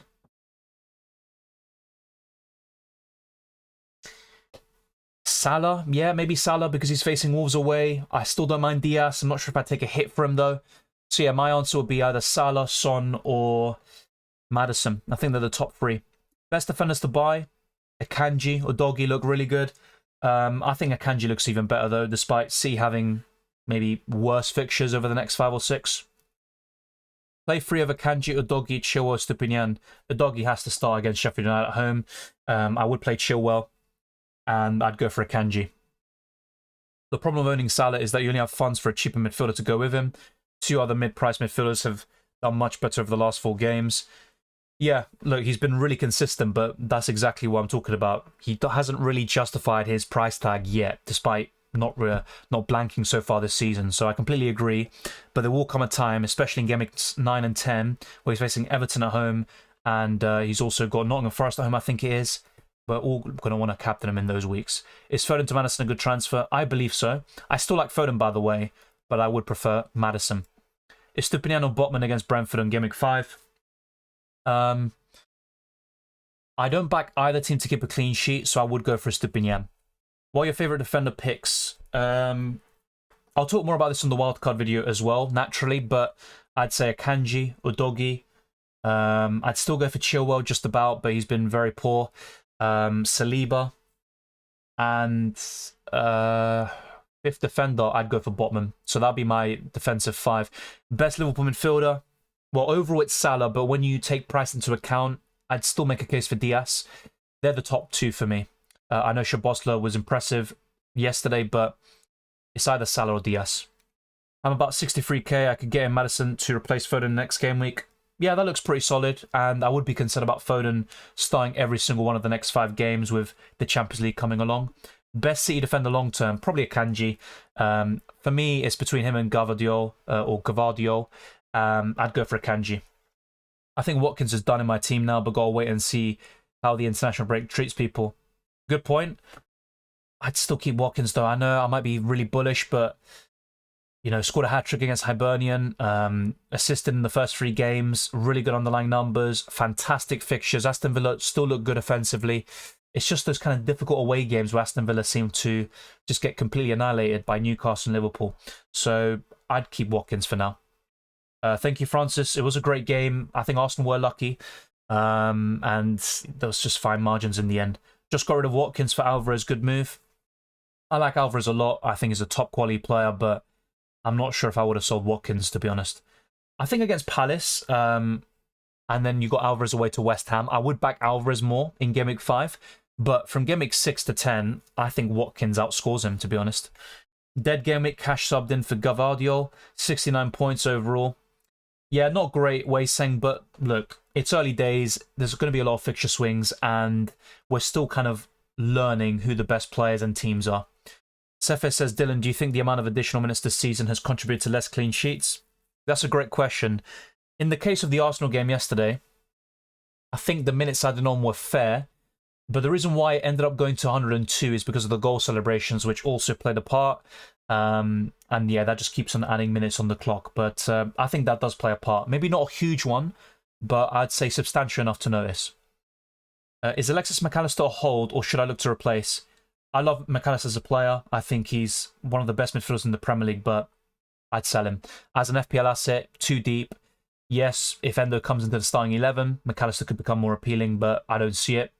Szoboszlai looks better, and not to mention Diaz and Salah. They're the two best options for Liverpool. So I'd say McAllister is a sell. 7 million to replace him. I like James Ward-Prowse, but he's facing City and Liverpool next. I wouldn't buy him in now. I think the time was maybe last week. Yeah, I wouldn't buy James Ward-Prowse. I think he will blank in the next two. So if I was looking for a midfield at 7 million or below, it's still Mbeumo for me. Are you wildcarding? It's a distinct possibility, but I don't think so. As things stand, I'm not wildcarding. Milner says, like your recommendation for Kabori to Akanji, but I am 1.1 million short. But then need to do Whistle to Archer for a -4. Yeah, that's not worth it, in my opinion. If I can get your team up again, Milner. Let me try to find your message quickly. Yeah, so you've already got a doggy, you got Chilwell. Tricky one. You've got Trippier too. What you could consider is maybe go for Botman. I know a double up in Newcastle defensively isn't ideal, but it is a differential. And what that also now allows you to do is, if you're frustrated with Trippier, he's not justifying his price tag, you can then sell him in the weeks to come and go to a Akanji or an Arsenal defender once the fixtures turn, or even Trent Alexander-Arnold if you have the funds at some stage. But yeah, if you can't go for a Akanji, then I would consider Botman. Thoughts on Szoboszlai? Great goal. Absolutely great goal yesterday. He has been a fantastic signing as well, going under the radar as signing of the season so far, but it's early days. As an FPL option, I think Salah and Diaz are the best Liverpool have to offer in the midfield. So Szoboszlai wouldn't enter my thinking if I'm looking to buy a Liverpool player, but he is someone to definitely keep on the radar. Got Aurier as a differential. He did well last week. I wouldn't expect many clean sheets in the next few weeks despite some good fixtures, but Burnley at home, I wouldn't mind a clean sheet there. I've got Turner. I might start him this week. Singh says Szoboszlai is class, not going to lie. Great business for Liverpool. I'll be honest, from the little I've seen of him, I've never been that impressed by him, when he was at Leipzig. But, he's been absolutely terrific so far at Liverpool. And sometimes, you just play in a better team, or you play in a team which just suits you and the way you play, and things just click. So, yeah, it's looking like great business so far. And I still think if Caicedo went to Liverpool, they generally could be a title contender with that defensive protection. I still think Liverpool are 1 or 2 signings away from really challenging City, but it's looking good for Liverpool this season. You should finish 2nd or 3rd, I think. Yes, I have done a video already, and the plan is to record a UCL Fantasy updated draft over the next few days, and then maybe, sooner rather than later, you will get that video being released. But there is still a long way to go, of course, until the deadline. I think around 15 days, or yeah, basically in 2 weeks' time. So I'm not going to rush it, but there will be content coming out very soon. Darcy seems like every manager is going for 14 really good starting players. It's going to give benching headaches to everyone in the future. Yeah, if I bring in a Kanji or a Doggy or Botman for Baldock, I'm going to have 14 really good, solid starting players, and it's going to be tricky to bench them. I completely agree with you. I don't like that, but yeah, I still think I'm going to do it, just because I think in terms of rotation and fixtures, how they kind of bed together. For example, Stupinian playing United away next week, I still wouldn't be comfortable starting him, and so I would like to bolster the defence. But yeah, it's not an ideal thing to have bench points and benching headaches every single week. Saka to Son from Gameweek 8. Saka hasn't been great so far this season, but he has been more consistent than Son. It's only one game for Son where he's done really well. He played down the middle. Maybe that's a lie. In terms of FPL points, he's only returned one game, but he played well against Bournemouth as a left winger. I still think Saka will outscore Son. He's a better FPL option. I don't think I'd do that, but Son has some really good fixtures after Arsenal and Liverpool. That is a good point. Not sure I would do that, though. Fantastic game yesterday, Arsenal. I don't think it was a game of high quality. Maybe the quality came towards the end of the game with Rashford's goal, Odegaard's goal, but it's kind of how do I say this? It was a game of, quality in moments, but not sustained throughout the entire match. I was very frustrated with Arsenal throughout the entire game. A lot of bad decision making in terms of the passes, the timing, the weight of pass, the choices, when to shoot, when to cross. I think Arsenal made so many basic errors and sometimes just gave Man United an easy platform to, get in behind on the transition, 2 free passes, and they caused problems on the counter-attack. So it was a fantastic game in terms of the last 10 minutes, Garnacho's goal being disallowed and then the 2 late goals, but I think the quality wasn't great, and I think there's a lot to be worried about from both sides, Arsenal and Man United. Iyad says pick 2 of these, Wissa, Jackson, Nunez, Watkins. In Game Week 5, it'd be Watkins and it would be, I'd probably say Darwin Nunez. The problem with him is he going to start? I'm not too sure. Jackson's facing Bournemouth away. I think Chelsea could drop points there. Wissa's facing Newcastle away, and as much as I think he's the best forward of the lot in FPL at the moment, yeah, I'd bench him. So for Game Week 5, if I'm picking 2 players to, well, actually you're picking 2 players to have, aren't you? Because it's 4 forwards. My 2 favourite forwards are Wissa and Watkins. I'll just say that now. Alex says, hi mate, would you start Turner or Edison next week? Still Edison. I think City could keep a clean sheet against West Ham. Last year they kept clean sheets in both games against them, and historically they have a great record against David Moyes and West Ham. Thinking about free hitting to take advantage of the Spurs game. Not a bad shout, but what else are you gaining on the free hit? So you might be adding triple Spurs with Heung-min Son, Maddison and Udogie, but what else are you gaining? Are you adding another Man City attacker?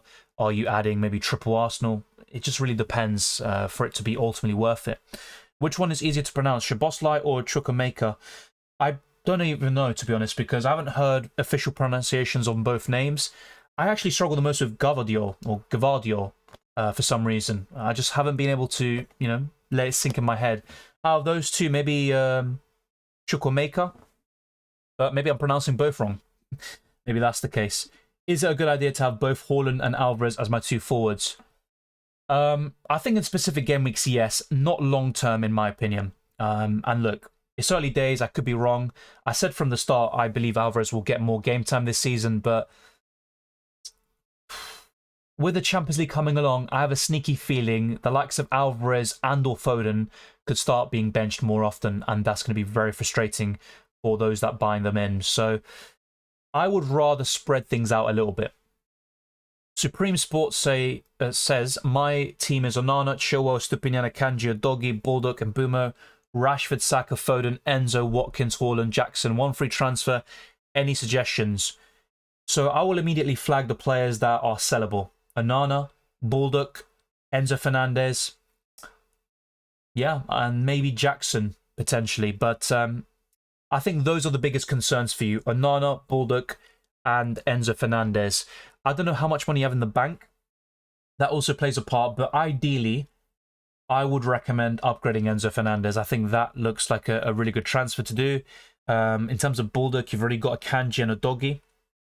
Maybe Baldock to Botman is a really good transfer for you as well. So I'd do either Baldock to Botman, or I would do Enzo Fernandez to... I mean, I don't know how much money you have in the bank for me to give you a definitive answer, but if you've got like 2 million in the bank, I would definitely consider making a move like that. Sorry, Singh, I'm not doing that. No way am I doing that.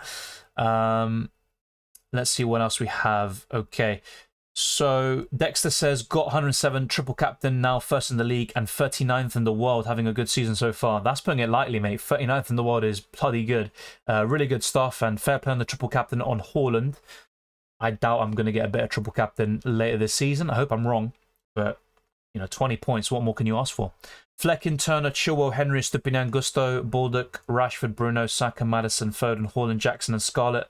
2 free transfers. Really want to upgrade the defense. I think that's the case for a lot of us this week, to be fair. I would look to move Baldock on to Botman. And maybe do Gusto to Udogie. I think that rotation could also work really well for you in the defense. When I look at your midfield, my only concern is double Man United attack. It's, both Rashford and Bruno Fernandes will individually score a lot of FPL points, but I'm just not convinced about Man United so far. I think they will improve with Højlund in the starting 11, and Rashford and Bruno will become better FPL assets, but yeah, I think maybe one of them could be sold as well. Jackson is definitely one to keep an eye on. He's on the chopping block, but yeah, I would bring in one of Udogie or Botman in the defense. If you want, you can bring in both. And if you were to make a midfielder transfer, I'd still be looking at Mbeumo. Heung-min Son potentially in the midfield, but I think Mbeumo is my favourite. As for the forward line, if you were to sell Jackson, it all depends on your priorities in terms of selling. I think Jackson to either Wissa, Alvarez, or Awani looks really solid. I still like Watkins, to be honest. So yeah, there's a lot of moves you could make, but I think Botman or Udogie in for Baldock is, kind of nailed on for you. Hill says, is it really worth to go from Colwell, Gusto to Udogie for a -4? Not too sure about that, because Udogie faces Arsenal and Liverpool straight after Sheffield United. Even if he keeps a clean sheet against Sheffield United, you would need an attack in return to really gain a lot from that decision. So I'm not sure if it's worth a -4 hit. How many goals does Christian Romero end the season with? 2 and 4 so far. I'll be honest, I'm very surprised with how good Romero is doing so far. He hasn't blanked in any game so far this season, despite being subbed off around 20 minutes in Gameweek 1. I still prefer Udogie over Romero long term. I think Romero will start getting more yellow cards, maybe 1 or 2 red cards by the end of the season, and the goal contributions will dry up. But could be completely wrong, of course. It could just be one of those cases of, kind of an average or bad FPL option from years gone by suddenly becoming a great option. And he was actually fantastic in UCL Fantasy, I remember, from 3 years ago, and I had him in my team. How many goals does he end the season with? I'd probably go for 4. Do I then start Botman and Trippier and bench Mbeumo, or just start one? Yeah, you wouldn't want to start... Yeah, I can see your dilemma there. You don't want to have a clash. Tricky one, because Mbeumo's been a really good FPL option so far this season. He's on penalties too. I'd personally favour Mbeumo. That's my line of thinking. But if you are looking for a long-term defender transfer, I like Botman and Trippier. Suki says, looking at it now, thinking of replacing Pedro with Awani. His fixtures fit well with Wissa. We'll have 8 attackers, but I'm just going to play fixtures. That's fair enough. If you're happy and comfortable with that 8 attacker formation and structure, I'd do it. Arsenal's a different team with Jesus, way better. Yeah, as good as Nketiah's been, Jesus he brings out the best in terms of the link-up play with the wingers. Yeah, he makes a difference. I still don't think Arsenal have been anywhere near their best this season, so for them to get 10 out of 12 points is encouraging in a way, but I think they were way better this time last year, and the injuries to Timber and Partey are really concerning. I also don't think Arsenal control games well, especially at the Emirates. They give cheap goals away.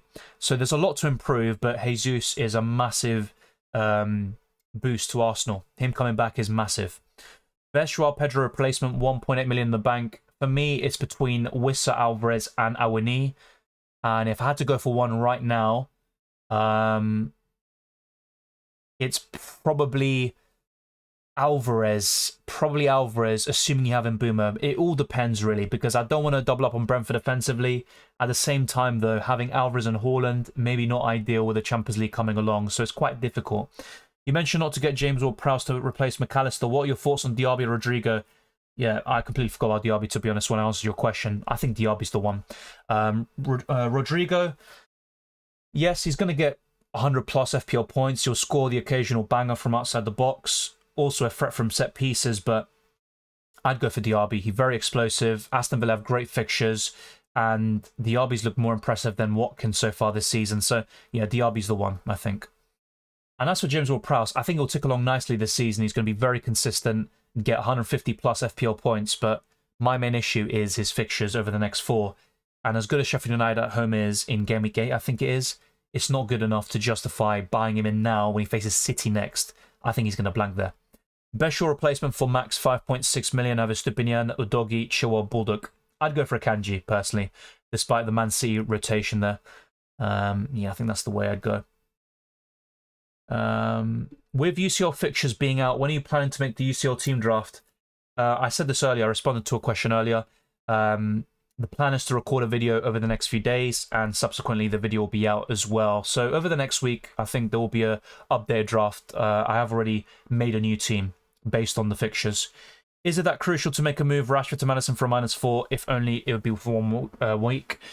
I think Maddison will outscore Rashford by 4 points or more over the next 5. So the hit should pay off eventually, but Rashford could still do well against Brighton, against Burnley afterwards, and the fixtures are pretty good for United. So it's a tricky one. I'd only sell Rashford to Maddison if you've got double Man United attack and you've got Bruno Fernandes. I'm not a big fan of having both Rashford and Bruno Fernandes. That's why I sold Rashford this week, which was obviously a pretty bad decision in the end.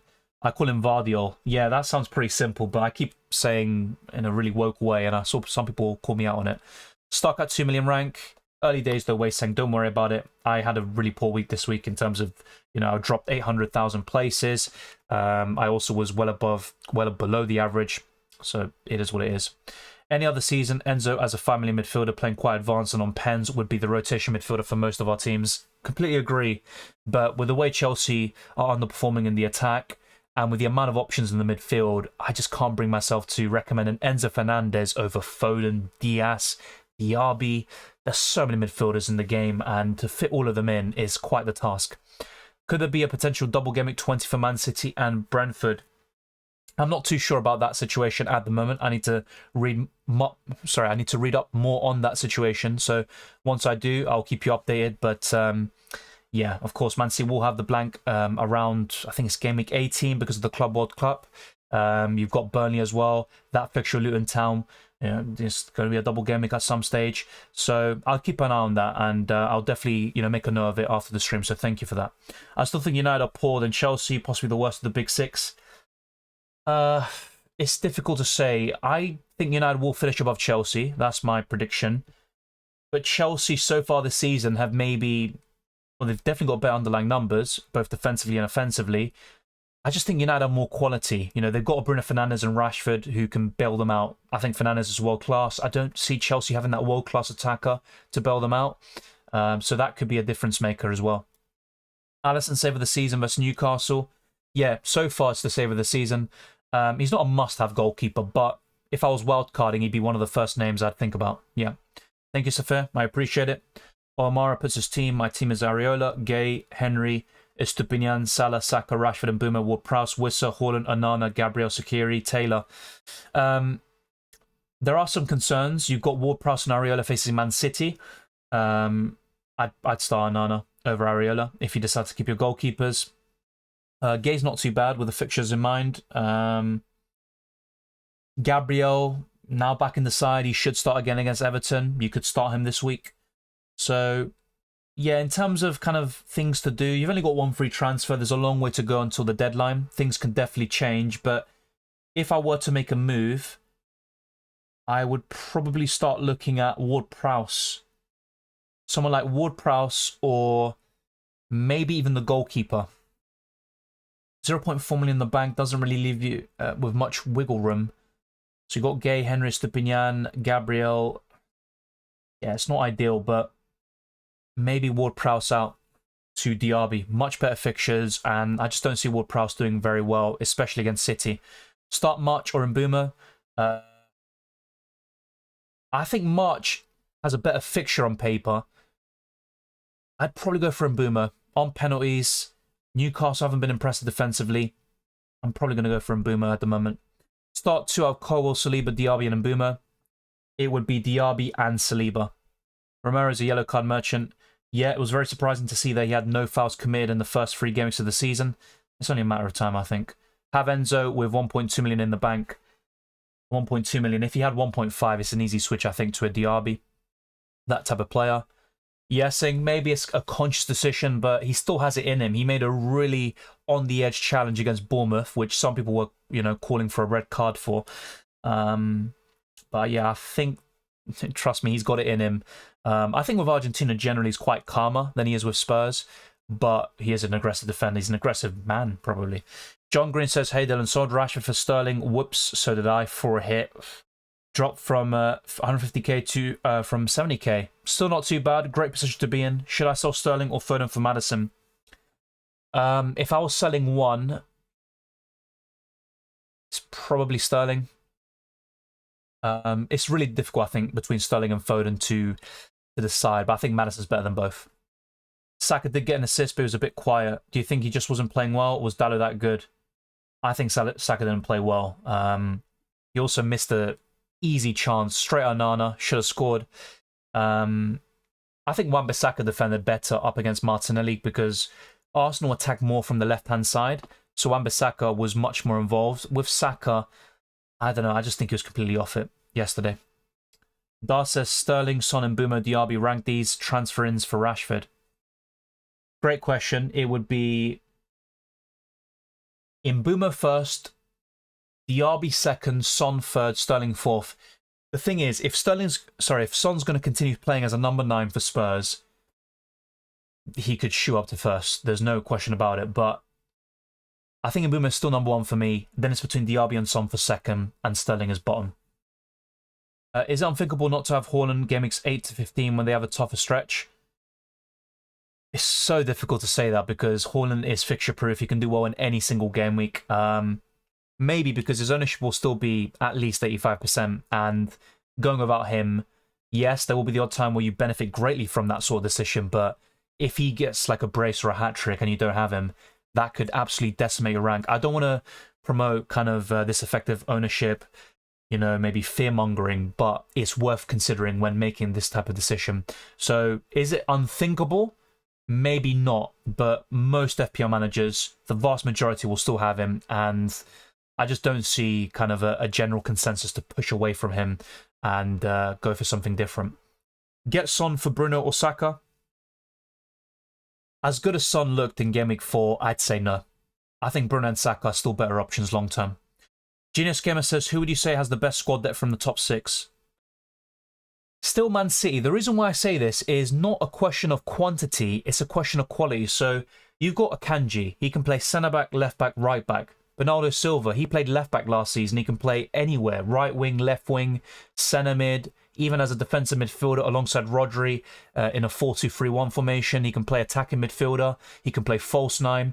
I think that's why Man City are so good. They've got 11 quality players in the starting 11, of course, but they've also got 5-6 quality players on the bench who can play 3-4 positions, and that gives them the squad depth they need, and it's always been the case. So I still think Man City. After that, I'd maybe say Arsenal, but they've got Partey and Timber out with long-term injuries, and they're both quite versatile, especially Timber, who can play left-back, centre-back, right-back, and in midfield. So yeah, probably City, then Arsenal. After that, it's a bit tricky. You could argue Chelsea have a lot of squad depth, but it's not really a good balance. They've got too many players, and I think the morale isn't great there. Went for Bowen as a differential captain. Wasn't really a differential in my books, so only 65 points this week. I like Bowen as a differential captain this week. I thought he would have done more, especially when he scored that early goal. But West Ham were quite conservative against Luton Town and did just about enough to win. How about Salah? Is he not blanking from Game Week 1? I always like Salah. He's one of the best FPL options of all time. The thing is, and I said this last week, he's 12.5 million. He hasn't even scored 10 plus points in one game week yet. Is he really worth it when he's 12.5 million? He's the second most expensive player in the game. You're not going to captain him in most weeks. So up until Game Week 9, which is when the fixtures look amazing for Liverpool, there's really a case to be made to go without him for the time being. He's going to tick along nicely. He's fixture-proof. He can do well in any game week. You can maybe captain him this week over Haaland. But yeah, you don't need to have Salah. He's not essential at this moment in time. And you can cover him with Diaz. You've also got so many different midfielders in the game who are outscoring him. So why do you need to go for Salah would be my question. Marcus says, Onana, Areola, Stupinian, Torres, Chilwell, Doggy, Ake, Sterling, Martinelli, Saka, Mbeumo, Rashford, Haaland, Alvarez, Pedro. One free transfer. Any thoughts? if you're quite comfortable... Whoa, what the fuck was that? Jesus. Sorry, apologies for the language, but that kind of shook me. Yeah, if you're kind of comfortable with 8 attackers, then you could consider Pedro out. I know he started against Newcastle, but he is still a sell for me. So Pedro out for one of Wissa, Alvarez, Awani. Sorry, you got Alvarez already. One of Wissa, Awani. Looks pretty decent. Watkins could still be really good. The other move, if you've got the money in the bank, is Sterling to Son. Something like that. But honestly, as good as Son is down the middle, I'd go for Maddison. So Sterling to Maddison, I think that's a really good move for you. Your defense looks fine, to be fair. Ake will be rotated occasionally. Torres has been kind of hit or miss. Estupinian's great long-term. Chilwell, good start. Bit shaky since. Your goalkeepers are a bit shaky, especially Onana with his price tag. But if I had to make one move, it's probably Pedro out to an attacker, if you're comfortable with that formation, of course. I feel like Van de Ven partnership has made him a bit calmer, along with being part of the leadership core with Maddison and Son, potentially. And also maybe Postecoglou, you never know, behind the scenes had a, kind of a talk down with him. Conte, you look at him, an emotional manager. Mourinho as well, likes aggressive defenders. So Postecoglou maybe is a bit of a different presence, a bit calmer. And that has also translated with Romero. You just never know. It's also the same with Argentina, where Romero plays week in, week out. For Scaloni, a very calm manager compared to someone like Conte. So I think the manager also has a bit to play. But you could be right. Van de Ven has had a really good start to his life at Tottenham. Also, very pacey defender, can bail him out of kind of difficult situations. I don't know if you remember, I forgot my captain on Son and it was insane. Fair play, mate. And unfortunately, you didn't really gain anything on Haaland owners in a way, but I mean, it's kind of a difficult way to view it. I mean, ultimately, you went for a differential captain and got 20 points. I'd be happier with that psychologically than I would with a Haaland captain, despite the same points. But really good stuff, mate. And you had both. I only had one of them, so good stuff. Titus Johnson says Turner to Pickford, Onana, Gabriel. Well, I'm guessing you're starting Turner. Turner, Pickford. Right, so yeah. Gabriel, Stupina, Kanji, Trippier, Perisic, Saka, Mbeumo, Eze, Diaby, in for McAllister, Bruno Fernandes, Ferguson, Haaland, Isak. Yeah, I think that's fine. Onana's still a bit of a concern long term. I'd still earmark Gabriel as a potential iffy player. I think Perisic is the worst of your defenders. He's not even starting games, so yeah, Perisic is definitely one to look at and maybe look to sell. This week is not too bad because you can start Gabriel, Akanji, and maybe a Stupinian. Your midfield's looking good with Diaby and for McAllister. That looks great. Ferguson, Haaland, Isak, really solid. So yeah, good transfers. I don't mind them at all. And then Perisic is the one I think that needs to be sold. Start Jackson or Mbeumo. I'd still going to go for Mbeumo. I know Jackson has a much better fixture, but I'm going to go for Mbeumo. I'm more of a form person. If Haaland gets the starts every game, does Bruno and Rashford make sense? Look, a double up isn't bad. They're still great options in their own right. They're going to score a lot of FPL points individually, but I'm still not convinced by Man United as an overall team. Even with Haaland in, I need to see more from them, of course, but he will improve them, I think. He definitely will. There were some early signs there towards the end of the game against Arsenal where Haaland linked up very well. Even for the Garnacho goal, which was disallowed, Haaland did a really good touch, and that also allowed for that assist to Garnacho in the end. But my preference is to sell one of them, and I prefer Bruno over Rashford, and that's why I sold Rashford in the end. Correct assessment of Man City squad depth. After that, I'd say Liverpool. Yeah, that could be the case. It's tricky. I think it's close between Liverpool and Arsenal, and most of us would put them in the top 3 for this season's Premier League, but it's early days. Yeah, I agree. Saka was horrendous. We were lucky to get an assist from him in the end. Thank you, Mona. I appreciate it, and I'll see you in the next one. Enjoy the rest of the international break, if that's possible. Clement says, is having Salah, Son, Foden, Saka, and Boomer too much? Not necessarily. I mean, well, when you put it like that, when your defense is consisting mainly of 4-point family defenders, you could argue it is.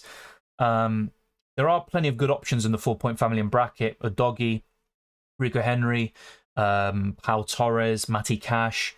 You've also got a few others there. But yeah, that's where it becomes maybe a bit too much, because you would want an Estupinian, maybe a Ben Chilwell, a more offensive fullback to make things a bit spicy or interesting there. So that's where it could become a bit too much, potentially. even doing something like Son to Maddison, if you can do that, I think that's worth it. Welcome, Geotip. Good to see you.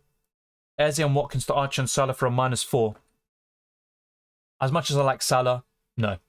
Eze and Watkins look good this week. I wouldn't do that. I know they're facing each other, but also good long-term fixtures for Watkins. I wouldn't do that for a -4. I have Chilwell, Stupinian, Doggy, Henry, and Akanji at the back. You're in good hands. Start with Doggy, Akanji, and Chilwell. I think your defense looks really solid. Is Watkins, Jackson, Haaland a good forward line? Yes, but Jackson's the weak link for me. Keep Sterling, Foden, Nicholas Jackson, and Bowen. I would sell Bowen from those lot. And yeah, I'd keep Sterling and Foden for now. The other two are more sells. With Bowen, yeah, with those fixtures, I'd probably sell. Yeah, that was my first thought. Pedro to Awani or Nunez. Yeah, I think Awani, just because he's cheaper. Nailed on.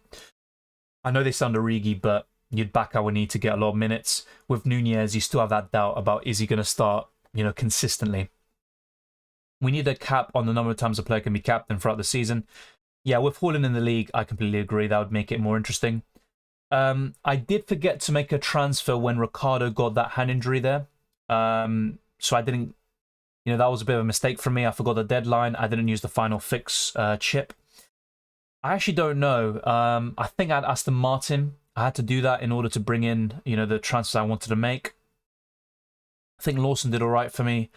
Captain Verstappen as always. Perez, Red Bull, kind of your usual thing. I had Piastri. His race was rimmed by Hamilton. So F1 Fantasy kind of going all right. 2 weeks ago, or basically before the last race, so before Monza, what was it? I can't remember.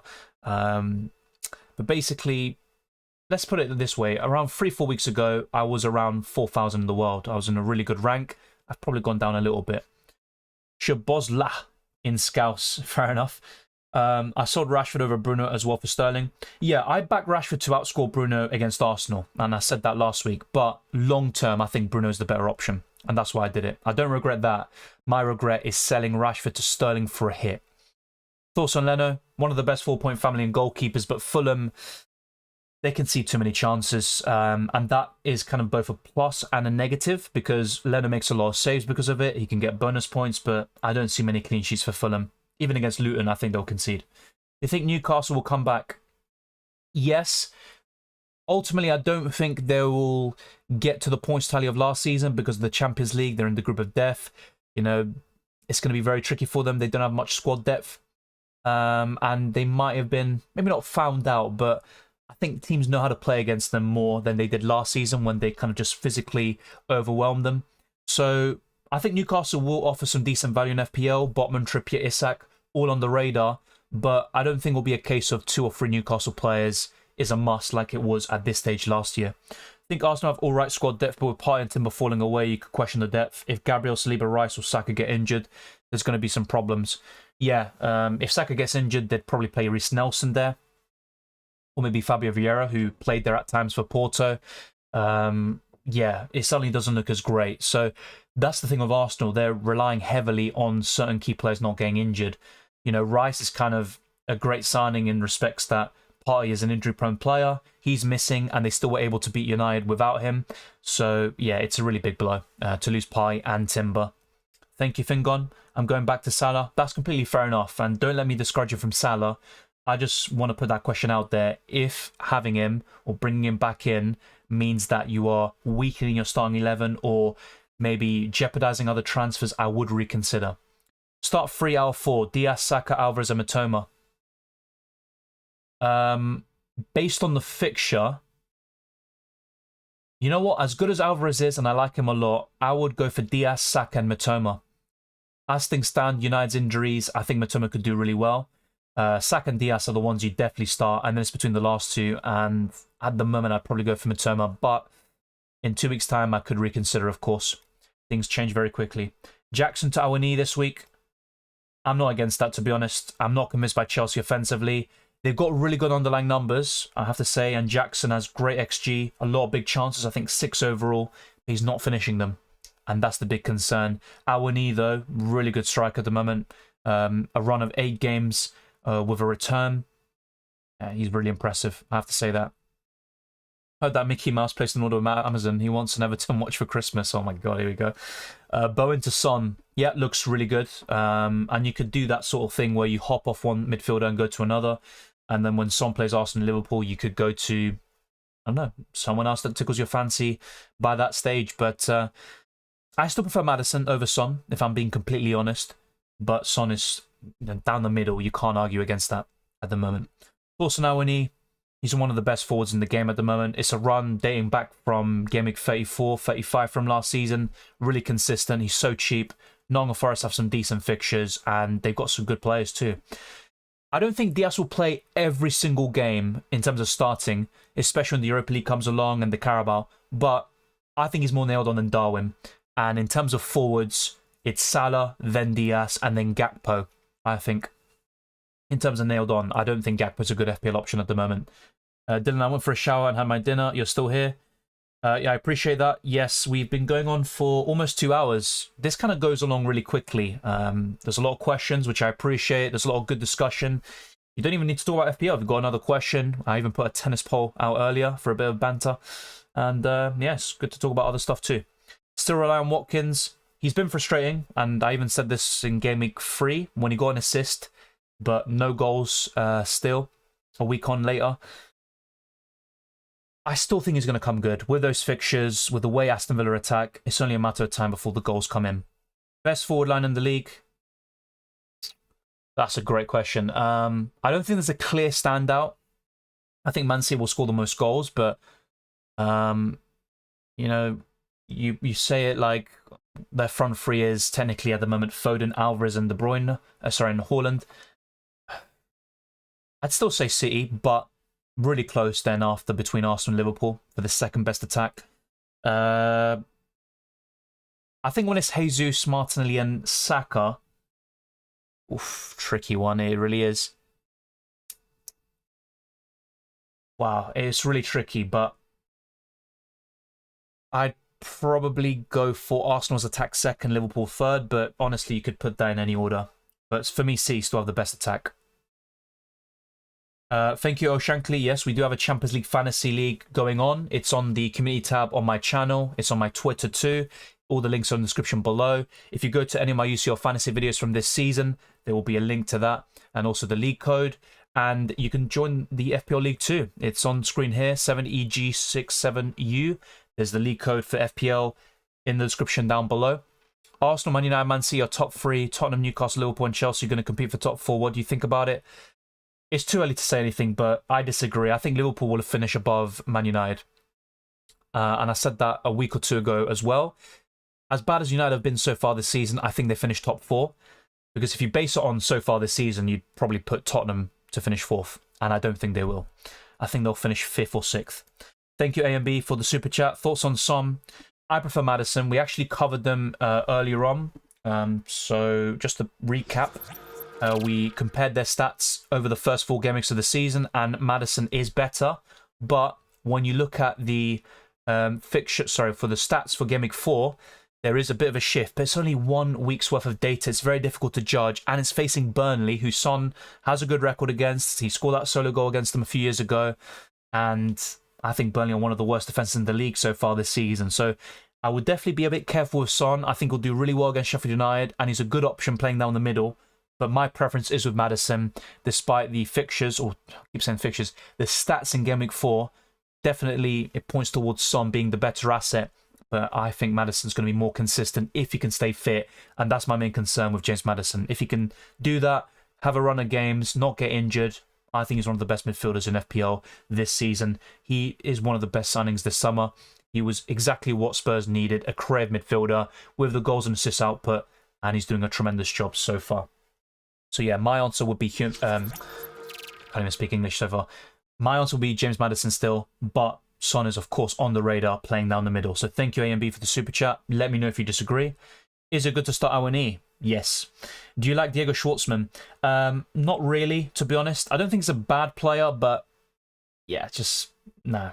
I think the last really good Argentinian player was Nalbandian. I think it is.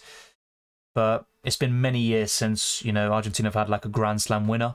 It's good that they won the Davis Cup. Of course, I forgot Del Potro. He's the best in a long time. But Yeah, I don't think he's a particularly great tennis player. Darwin, Jesus in for Jackson, Luton defender to Chilwell, Trippier. I think I still prefer Darwin over Jesus, but I have to say, Jesus looked really impressive when he came on against United. Against Fulham, looked leggy, looked very rusty, but completely different story against United. Even before the goal, he was great on the ball, causing problems, taking defenders on 1v1, and that goal was of a really high quality. But I'd go for Darwin there. The only concern is minutes. Luton defender to Chilwell or Trippier. Well, Chilwell still has great fixtures, but if I were to bring one now, it would be Trippier, based on the fixtures. But my preference at the moment for Newcastle is to bring in Botman, a cheap defender, because since January, I would argue, Newcastle haven't convinced me defensively, but neither have Chelsea. -4 for Saka, Diaby, or we are bringing them in. It depends who you sell to. It always is the case with these questions, but yeah, I like Saka and Diaby a lot, of course. The thing with Saka is he faces Tottenham and Man City very soon, and he played really poorly against Man United. And also, I don't think his start to the season has been particularly great, to be honest. Thank you, A&B, once again. Yeah, but now I believe Son is starting as number 9. Yeah, that's the thing. That's the reason why Son will be really appealing now. But I still prefer Maddison, to be honest. I just think Maddison is a more consistent player. Son is kind of that your streaky, purple patch player. He can score a brace or a hat-trick in a game, then maybe go missing for 5-6 games. It could be different on the Postecoglou. Spurs are really impressive so far this season, but let's cast our mind back to last season where Son scored a hat-trick against Leicester, coming off the bench, and then he was missing for many months after that. So, look, Son is really good. Definitely worth mentioning. You can transfer him in. Don't do it yet, but maybe before the deadline, in a week or two's time. I'd go for Maddison, though. That's just my personal opinion. Thank you for your tips and advice. Have you got a rank you're wanting to achieve by the end of the season? I always kind of aim for improving upon last season. So I'm looking at ideally top 10k. It's not looking great so far. I had a good start up until Game Week 3, but yeah, Game Week 4 was a disaster for me. So yeah, top 10k is my target. It's really difficult to get to, and hopefully I can do it. Best Onana replacement. The goalkeepers I've been talking about earlier were Alisson, Vicario, and Flecken. So those would be up there. But once I talk about the best wildcard video, I'll think about it more, and there you will see my definitive answer, at least for Game Week 5 onwards. For like depth and strength-wise, Liverpool is ahead of the competition. In terms of the forward line, Salah, Diaz, Jota, Nunez, Gakpo. Yeah, I think in the forward line, Liverpool, have a really good front line. But in terms of who I think will score the most goals, I think City. Then it's probably Arsenal, then Liverpool. But it's really early on to kind of guess. I think it's going to be really close, I think, between Arsenal and Liverpool for second place. But things can change very quickly. Liverpool, Arsenal better this season. I mean, in my prediction, I put Arsenal to finish second, Liverpool third. So I'm going to back Arsenal. But so far, up until Game Week 4, Liverpool have been more impressive, that's for sure. I've hit my wild card as soon as the Game Week finished, made 8-10 changes, soon to catch price rise and build team value. Hopefully the wild card pays off for you, and it's never a bad time to wild card during an international break. But only 4 Game Weeks worth of data. Be very careful with your observations and also looking at the stats, because things can change so quickly. But I think you can nail it on, and hopefully when I release the wildcard video, that can maybe help you a little bit with finalizing your wildcard squad. Native says, did Fernandes plus Martinelli to Son, captain, and Maddison -4? Good move. I personally wouldn't have done that. I like Fernandes long term, and Martinelli against Everton, that's not really an ideal fixture to sell him. Everton conceded a lot of chances down Martinelli's side, but Son and Maddison with a -4, it probably pays off, to be fair. I'll give you that. Are you in Sky Sports or Telegraph Fantasy 2? I've actually just gone back to Sky Fantasy Football. That was actually the first fantasy game I ever played back in 2017-18. I did fairly well there. I can't remember my rank. I just enjoyed it. I'll be completely honest with you. And yeah, I'm back on it. I'm doing all right. But I'll be honest, I did forget to captain, I think, Haaland on the first day of Game Week 1. I think something like that. I forgot to captain, and that already set me back a bit. But I'm doing all right, I think. Wildcard 80, is it okay? Well, yeah, it is okay, but the wildcard isn't a 1 week thing. The main power of the wildcard is how you do in the long term. So I'd reassess in 5 or 6 game weeks and see if you're happy with your progress. Hi Dylan, Son is not scoring against a low block. Well, Arthur, I showed the tweet earlier by the FPL website, and they said that every single time, you know, the highest... Well, let me rephrase that. Basically, the highest transferred in player for every single game week so far has blanked. So Chilwell in game week 2, I think in Boomer in game week 3, and in game week 4 it was Sterling. I would be quite happy if Son blanked there next week, but I think he will return. Maddison or Son, I'd go for... nearly said Son. I'd go for Maddison. I hope Richarlison didn't play. He is better as a sub. He's not consistent. I never liked Richarlison, to be honest. You know, at Everton he was alright, but he's never worth 60 million for Brazil. I think he was getting hyped up a lot because of his record for them, and also, you know, in the World Cup he was doing pretty well at the beginning, but I just wouldn't trust him in the kind of big games or to be consistent enough. So, yeah, I just don't. I can agree with you. He's not consistent, and Son down the middle was better. And also, Vélez, keep an eye out for him. Argentinian striker signed by Spurs this summer. He's going to be really good in the years to come, and hopefully he gets a chance because I genuinely think he's better than Richarlison. Maybe he's raw right now, but you know, once he gets some minutes and he gets acclimatized to the Premier League, I think he's going to score a buckload of goals. Bridgerton says Haaland, Alvarez, Archer, Son, Maddison, and Mbumo, Foden, Saka, Fernandes, Rashford, Doggy, Estupinian, Cash, Chilwell, Bell, Kabore, Leno, Areola.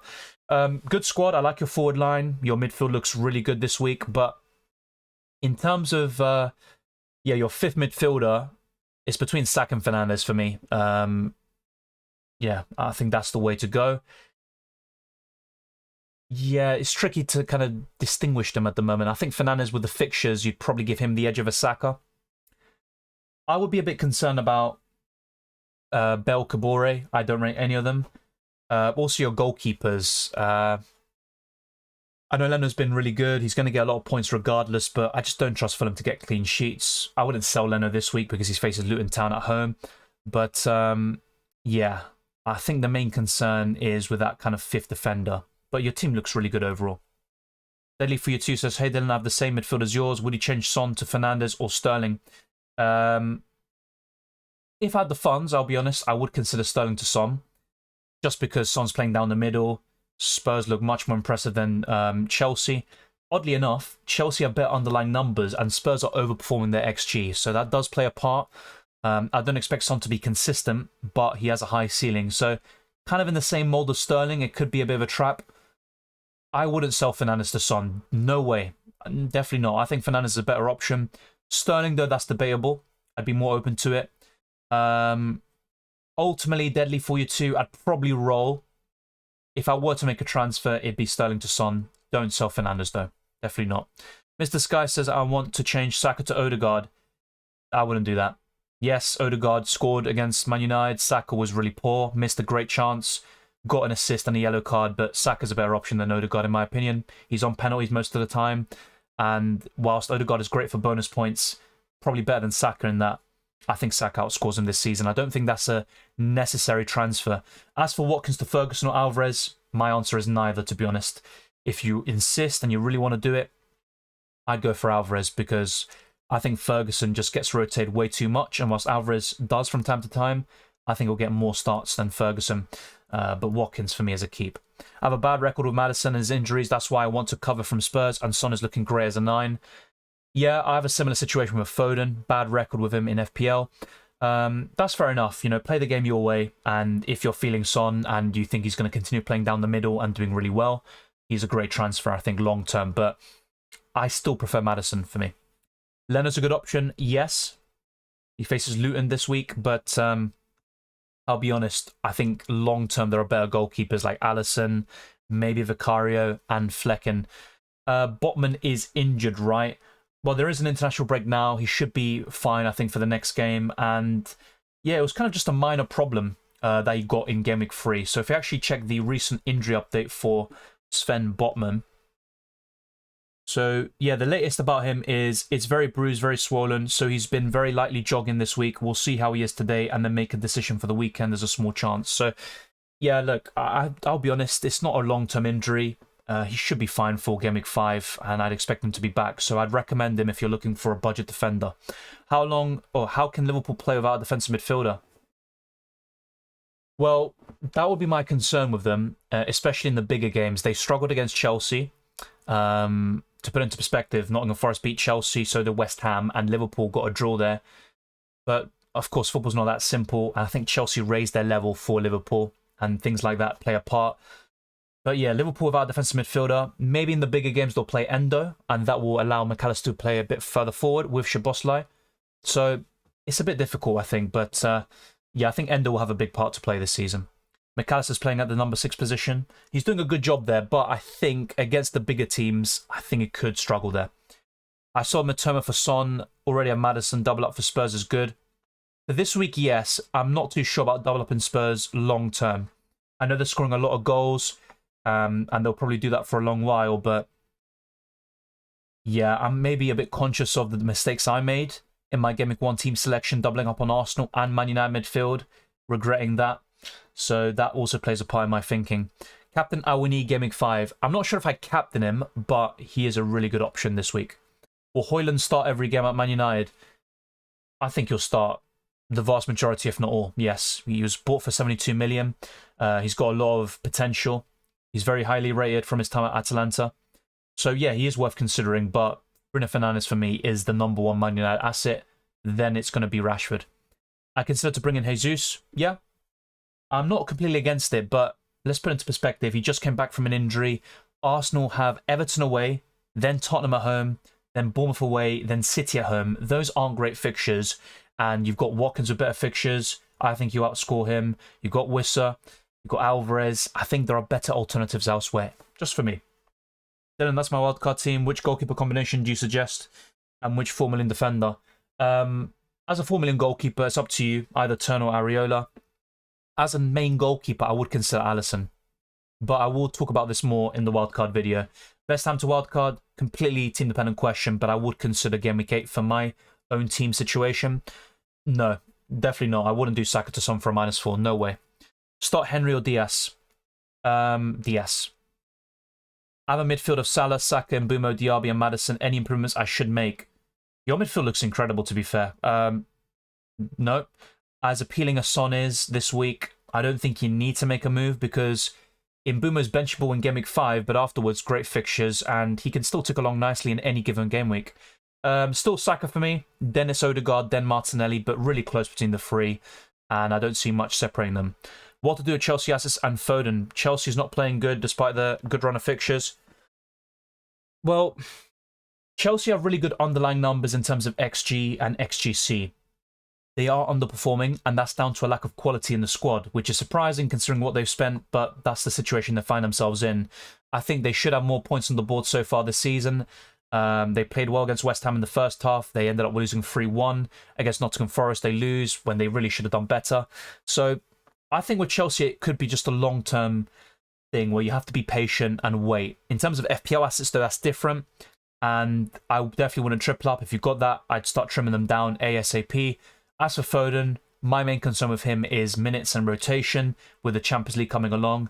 And that's where you've got the alternatives like Diaz, Diaby, Mitoma's still decent when the fixtures turn, Salah, Saka, Bruno Fernandes. There are so many midfielders in Mbumo, Son, Maddison. So in that case, I think it is possibly worth selling Foden, but he is a good option. He's the top assister so far this season, and he's been very impressive. On another day, it was him getting the 14-pointer and not Alvarez. Thank you, John. I appreciate that. Diaby or Bowen? Definitely Diaby. 100% for me. Shadow says Son, Captain, Maddison, Sterling, Mbumo, Højlund, Jackson. My bench is Gvardiol, Gay, Areola. I bench Saka because Everton is their juju club. I wouldn't bench Saka. As much as I agree with you, Everton are a juju club for Arsenal at Goodison Park. I think this year it should be different. Arsenal should get a result, and Saka should cause a lot of problems to Everton. So I wouldn't bench Saka personally, just my opinion. And in terms of Son captain, fair enough. Considering the fixture, it's not a bad shout. But I would be a bit concerned about double Spurs attack in the long term. I like Højlund. I think that could be a really good punt in the long term. My keeper is Alisson. I like that. Hesham says, I saw Salah in the last week for Maddison. Should I return him back? But it depends who you buy him in for. I definitely wouldn't make the reverse switch and sell Maddison. Keep Maddison. For the next 6 game weeks, Saka plus Bruno or Son and Foden? Saka and Bruno. Sukrit says, keep or sell Raul Jimenez before Luton at home. I think Jimenez played all right against Arsenal. He had a pretty good game. I don't trust Fulham per se, but that fixture is really enticing. I do agree with you there. I'd probably still switch. So you've got, once again, Wissa, Alvarez, Awani, Jesus could come into your thinking, Watkins. I think they're all better options than Jimenez. And there's probably a few others, even Jackson, who I prefer. So I'd probably sell. What's your opinion on my team? Onana, Turner, Chilwell, Gvardiol, Botman, Henry, Estupinian, Mbeumo, Odegaard, Saka, Sterling, Eze, Joao Pedro, Jackson, Haaland. I like it. Double Arsenal midfield is a bit iffy, but against Everton away, I wouldn't sell them. Odegaard in particular has a great record against the Toffees. I think your team looks good. Your defense is well set up. I think your goalkeeper situation is maybe the most worrying in a way, or even the forward line with Jackson and Joao Pedro. So if I were to make a transfer, it would be either Joao Pedro, Jackson, or Onana. I think the rest looks good for now. After Gameweek 5, would it be a good choice selling Maddison for Rashford, knowing they have easy fixtures? I wouldn't sell Maddison after Gameweek 5. I'd still keep him for 6 or 7, unless the only exception to what I'm saying is if you are kind of set on wildcarding in Gameweeks 8 or 9, and you want someone for the immediate short term 2 game weeks, then yes, I think Rashford is a better option than Maddison, and that's where it could work. But otherwise, if you're maybe prepared to wildcard later on in the season, I think Maddison's a great long-term hold. If you have Son and Haaland, Son captain is the way to go. Yes. Of course, there is this kind of curse that we were talking about. The most transferred in player each week has blanked, and Son so far is the most transferred in player. But if I had both, I'd captain Son. I'm even considering Maddison as my captain over Haaland. I'm not sure whether Jimenez will score a goal this season. Yeah, look, he can have a good overall game, but since that head injury got against David Luiz and Arsenal a few years ago, he just hasn't been the same player, unfortunately. He just doesn't score enough goals. I agree. I think he will score a goal, but yeah, even Luton Town at home isn't a guarantee, and I would sell him. I think you have to give Sterling until Gameweek 8. Yeah, I brought him in for a hit. I've got to be patient, and yeah, it will be very frustrating if he ends up blanking in every single game. Fortunately, Bournemouth is one of his favourite opponents, but I think they can get a result against Chelsea. I genuinely do. My midfield is Maddison, Mbeumo, Rashford, Son, Saka. I want Salah. Who should I sell? I wouldn't sell any single one of them, to be honest. You could make a case for Rashford, but the fixture's turning game week 6. Yeah, if I had to sell one, it's probably Rashford, but you don't have to be honest, mate. You don't have to. Thank you, Deadly, for you too. I appreciate it, and enjoy the rest of your night. And don't worry, I'll be heading off soon as well. I don't trust Sterling and Jackson. Should I keep or sell one of them? Yeah, if I had both, I'd look to sell one. And Jackson has the better numbers, but he's less Premier League proven. And with Sterling, you've got so many alternatives in the midfield. So when you put it that way, Sterling is maybe the more disposable of the two. But Jackson has been absolutely wasteful in front of goal. My midfielders are Mbeumo, Rashford, Sterling, Foden, and Saka. I'd probably use this as an opportunity to do Sterling to Maddison. I think that's what I would do. If you really want, you can go for Son. It's up to you, but I'd personally do Sterling to Maddison. And maybe give Jackson a bit more time because he's got the underlying numbers, 6 big chances, and you would back him to get a goal eventually. Geotip says Sterling to Diaby and -4 Bowen to Son. I like that, to be fair. Just bear in mind, Sterling, he's got a great record against Bournemouth. And with Bowen, he has done it before against City, but in my personal opinion, Bowen blanks against them. Son will outscore him over the next 3 or 4. Sterling to Diaby should work out as well. I'd probably do it for a -4, but don't make the transfers yet. We've got the international break. A lot could happen. We've got a lot of games in all these continents. Definitely hold off and don't make early transfers. And on that note, thank you very much for watching this video. If you enjoyed it or found it useful, then be sure to smash the like button and subscribe for new. Let's try to get this stream to over 150 likes. It'd be massively appreciated. And also share this video around with those that love FPL. And there's going to be more UCL fantasy content coming along very soon. I did a first draft video last week, and with the draw being made and the fixtures confirmed, I have made a subsequent draft. So I'll be recording an updated draft very soon, and that will be up on the channel over the next week or so. And then you've got the usual transfer tips, best wildcard video, maybe a best free hit team for Game Week 5 alongside the usual team selection and deadline stream once we get to that stage. There's also going to be a UCL Fantasy deadline stream, another draft video, a team selection, and much more. Let me know what you want to see for UCL Fantasy, maybe like the best differentials differentials video, which I'm also open to doing on FPL. And of course, once the UCL fantasy season is well underway, I'll be doing the best wildcard and limitless team videos every single match day from match day 2 onwards. My team for Gameweek 5, I'll talk about that in the team selection video. A lot could change from now until then. I could even start, I could maybe consider in 2 weeks' time, you know what, I need to wildcard. So a lot could definitely change. So right now, I'm not going to talk about that, but I will very soon. How does it sound to have both Maddison and Son? Great for Gameweek 5. Maybe not so much for Gameweek 6 and 7, despite the fact that Arsenal and Liverpool could be great fixtures for both Maddison and Son. It's just you're kind of limiting yourself because the ceiling does seem lower in those fixtures. And you've got so many other options with great fixtures in Gameweek 6 and 7.